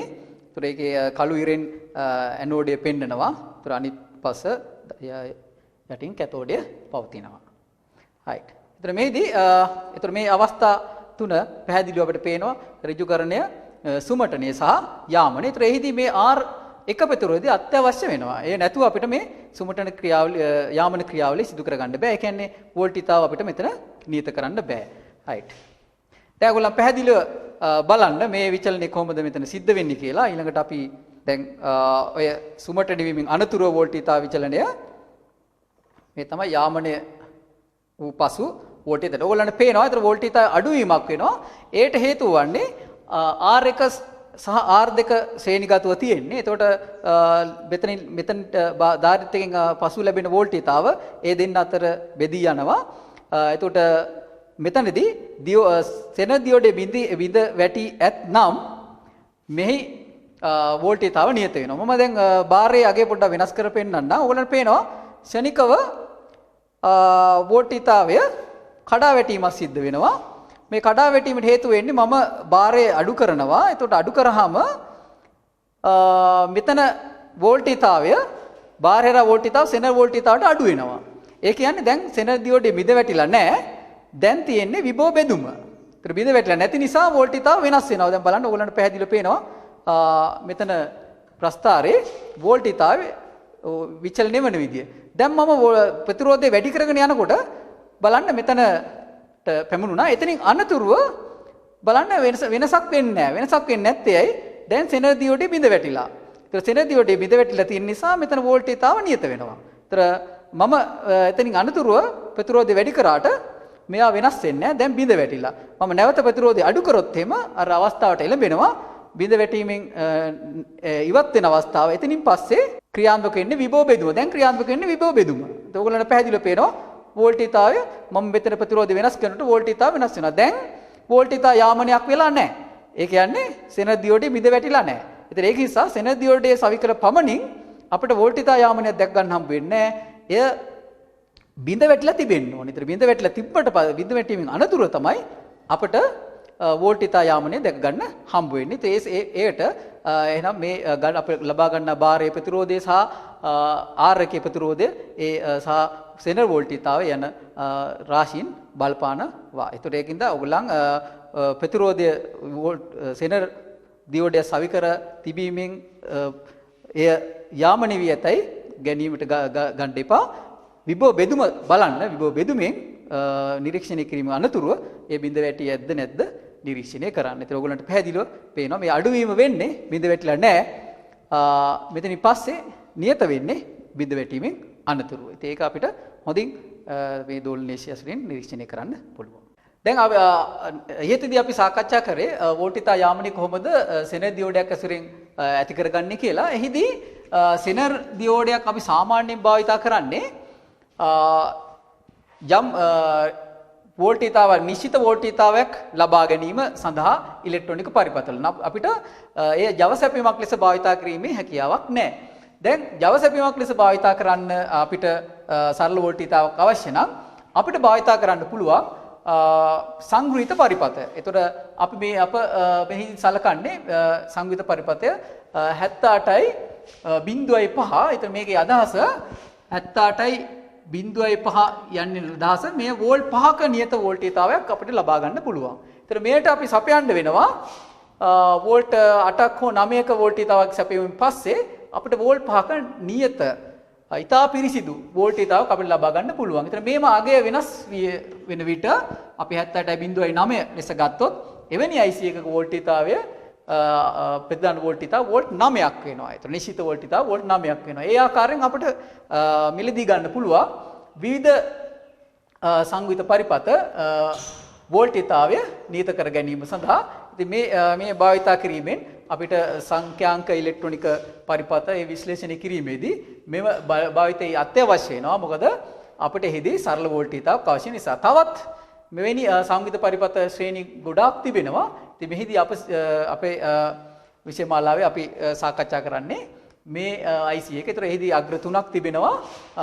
ඒතර මෙතනට අපි වෝල්ටේජතාවය සපයනවා. මෙතන භූගත කරනවා. මෙතනින් අපි ප්‍රතිදානය ලබා ගන්න. ඒතර අභ්‍යන්තර ක්‍රියාවලිය අපි මෙහිදී විස්තර කරන්න යන්නේ. අපි දැන් බලමු එවැනි IC එකක් යොදන ලද පරිපථයක් කොහොමද ක්‍රියාත්මක වෙන්නේ කියලා. නැවතත් අපි විශ්ලේෂණය කරලා බලමු දෝලනයේක්ෂය ඇසුරින් කොහොමද අපි මේ වෝල්ටේජ යාමනය නිරූපණය කරන්න කියලා. ඒතර මෙහිදී නැවතත් මම නිරූපණය කළ තියෙන සැපීම් වෝල්ටේජතාව ඔයගලන්ට පේනවා ප්‍රත්‍යවර්ත වෝල්ටේජතාව සපයලා තියෙනවා. ඒතර මෙතන අපි පූර්ණ තරංග ඍජුකරණය සිදු කරගෙන තිබෙනවා. මෙතනින් සුමටණය සිදු කරගෙන තිබෙනවා ධාරිත්‍රකේ පාවිච්චි කරලා. දැන් මෙතනට තමයි අපි ඇවිල්ලා තියෙන්නේ. මේ තමයි මම කලින් සඳහන් කළ ලද සංග්‍රහිත පරිපථය. ඒතර එහි අපි සමීප දර්ශනයක් ගත්තොත් එහෙම ඔයගලන්ට පේනවා අග්‍ර තුනක් තිබෙනවා. ඒතර මේ තමයි අපි ප්‍රදානය ලබා දෙන අග්‍රය. මේ ප්‍රතිදානය ලබා දෙන අග්‍රය. මේක ඔයගලන්ට පේනවා අපි භූගත කරලා තිබෙනවා. එතකොට මෙහි අභ්‍යන්තර ක්‍රියාවලිය යටතේ මේ බාරය හරහා වෝල්ටේජතාවය නියතාගයක පවත්වා ගන්න පුළුවන්. අපිට ආසන්න වශයෙන් ඇම්පියර් එකක පමණ ධාරාවක් මේකෙන් ලබා ගන්න පුළුවන්. එතකොට මෙතනින් එන වෝල්ටේජතාවය සම්පූර්ණයෙන්ම පිරිසිදු නැත්නම් සරල වෝල්ටේජතාවයක ගුණය පෙන්වනවා. දැන් අපි එම අගය කැතෝඩික දෝලනයේක්ෂය ඇසුරින් නිරීක්ෂණය කර බලමු. ඔයගොල්ලන් පේනවා සරල වෝල්ටේජතාවක් විචලන නොවන වෝල්ටේජතාවක් පවතිනවා. මම දැන් මෙහි අගය වෙනස් කරාට බලන්න ඔයගොල්ලන්ට පේනවා මේකේ වෙනස් වීමක් ඇති වෙන්නේ නැහැ. මම විවිධ අගයන් වලට ප්‍රතිරෝධය යනවා. නමුත් වෝල්ටේජතාවය වෙනස් වෙන්නේ නැහැ. එහෙනම් මේ සංග්‍රහිත පරිපථයට හැකියාව තිබෙනවා යම් ධාරාවක් දක්වා යම් උපරිම ධාරාවක් දක්වා වෝල්ටීයතාවය නියතව පවත්වා ගන්න. ඉතින් මේ ඊටාම වැදගත් වෙනවා අපිට සංඛ්‍යාංක ඉලෙක්ට්‍රොනික පරිපථ විශ්ලේෂණයේදී නියත වෝල්ටීයතාවයක් ඇති කර ගැනීමට මෙම සංයුත පරිපථයේ භාවිතය ඉතා වැදගත් වෙනවා. ඔයාලට පැහැදිලි වෙන්නේ නැති අපි මෙහිදී සාකච්ඡා කරලා දියෝඩයක යෙදීම. ඒතර මීට අමතරව ගොඩක් යෙදීම් ඇති. නමුත් මෙහිදී අපි දියෝඩයක් භාවිතා කරලා ප්‍රත්‍යවර්ත වෝල්ටීයතාවයක් සරල වෝල්ටීයතාව බවට දක්වා යන පියවරන් ටික විස්තර කරා. ඉතින් පළවෙනියෙන් අපි ඍජුකරණය විස්තර කරා, දෙවෙනුව අපි සුමටනේ විස්තර කරා, තුන්වෙනුව අපි වෝල්ටීයතා යාමනය සිද්ධ කරා. ඒතර ඍජුකරණයේදී සිදුවන්නේ ධාරාව භාරය හරහා එකම දිශාවකට සකස් කිරීම පමණයි. නමුත් වෝල්ටීයතාවය වෙනස් වෙන්න පුළුවන්. එහිදී ධාරාව වෙනස් වෙන්න පුළුවන්. අගය වෙනස් වෙන්න පුළුවන්. දිශාව වෙනස් නොවේ. දෙවනුව අපි කරේ සුමටනය. සුමටනයේදී අපි ධාරිත්‍රකයක් භාවිතා කරා. ඒතර ධාරිත්‍රකයේදී වෙන්නේ ධාරිත්‍රකයේ ශක්තිය ගබඩා කරගෙන ප්‍රේරණයෙන් ලබා නොදෙන අවස්ථාවේදී ලබා දීමයි. එහිදී වෝල්ටීයතාවයේ ශුන්‍යයට පැමිණෙන්නේ නැහැ. යම් අගයන් දෙකක් අතර විචලනය වෙනවා. ඒකට අපි කිව්වේ රැලිති වෝල්ටීයතාව කියලා. එය බලපෑවා, ඒ මත බලපානවා භාරයේ අගය සහ ධාරිත්‍රකයේ ධාරිතාවය. තුන්වෙනිව අපි කතා කරේ යාමනය. ඉතින් මෙහිදී තමයි අපි ඇත්තටම සරල වෝල්ටීයතාවයක් ලබා ගත්තේ. එහිදී අපි පළවෙනියෙන් කතා කරේ සෙනර් දියෝඩ භාවිතා කරලා කොහොමද යාමනය සිද්ධ කරන්නේ කියලා.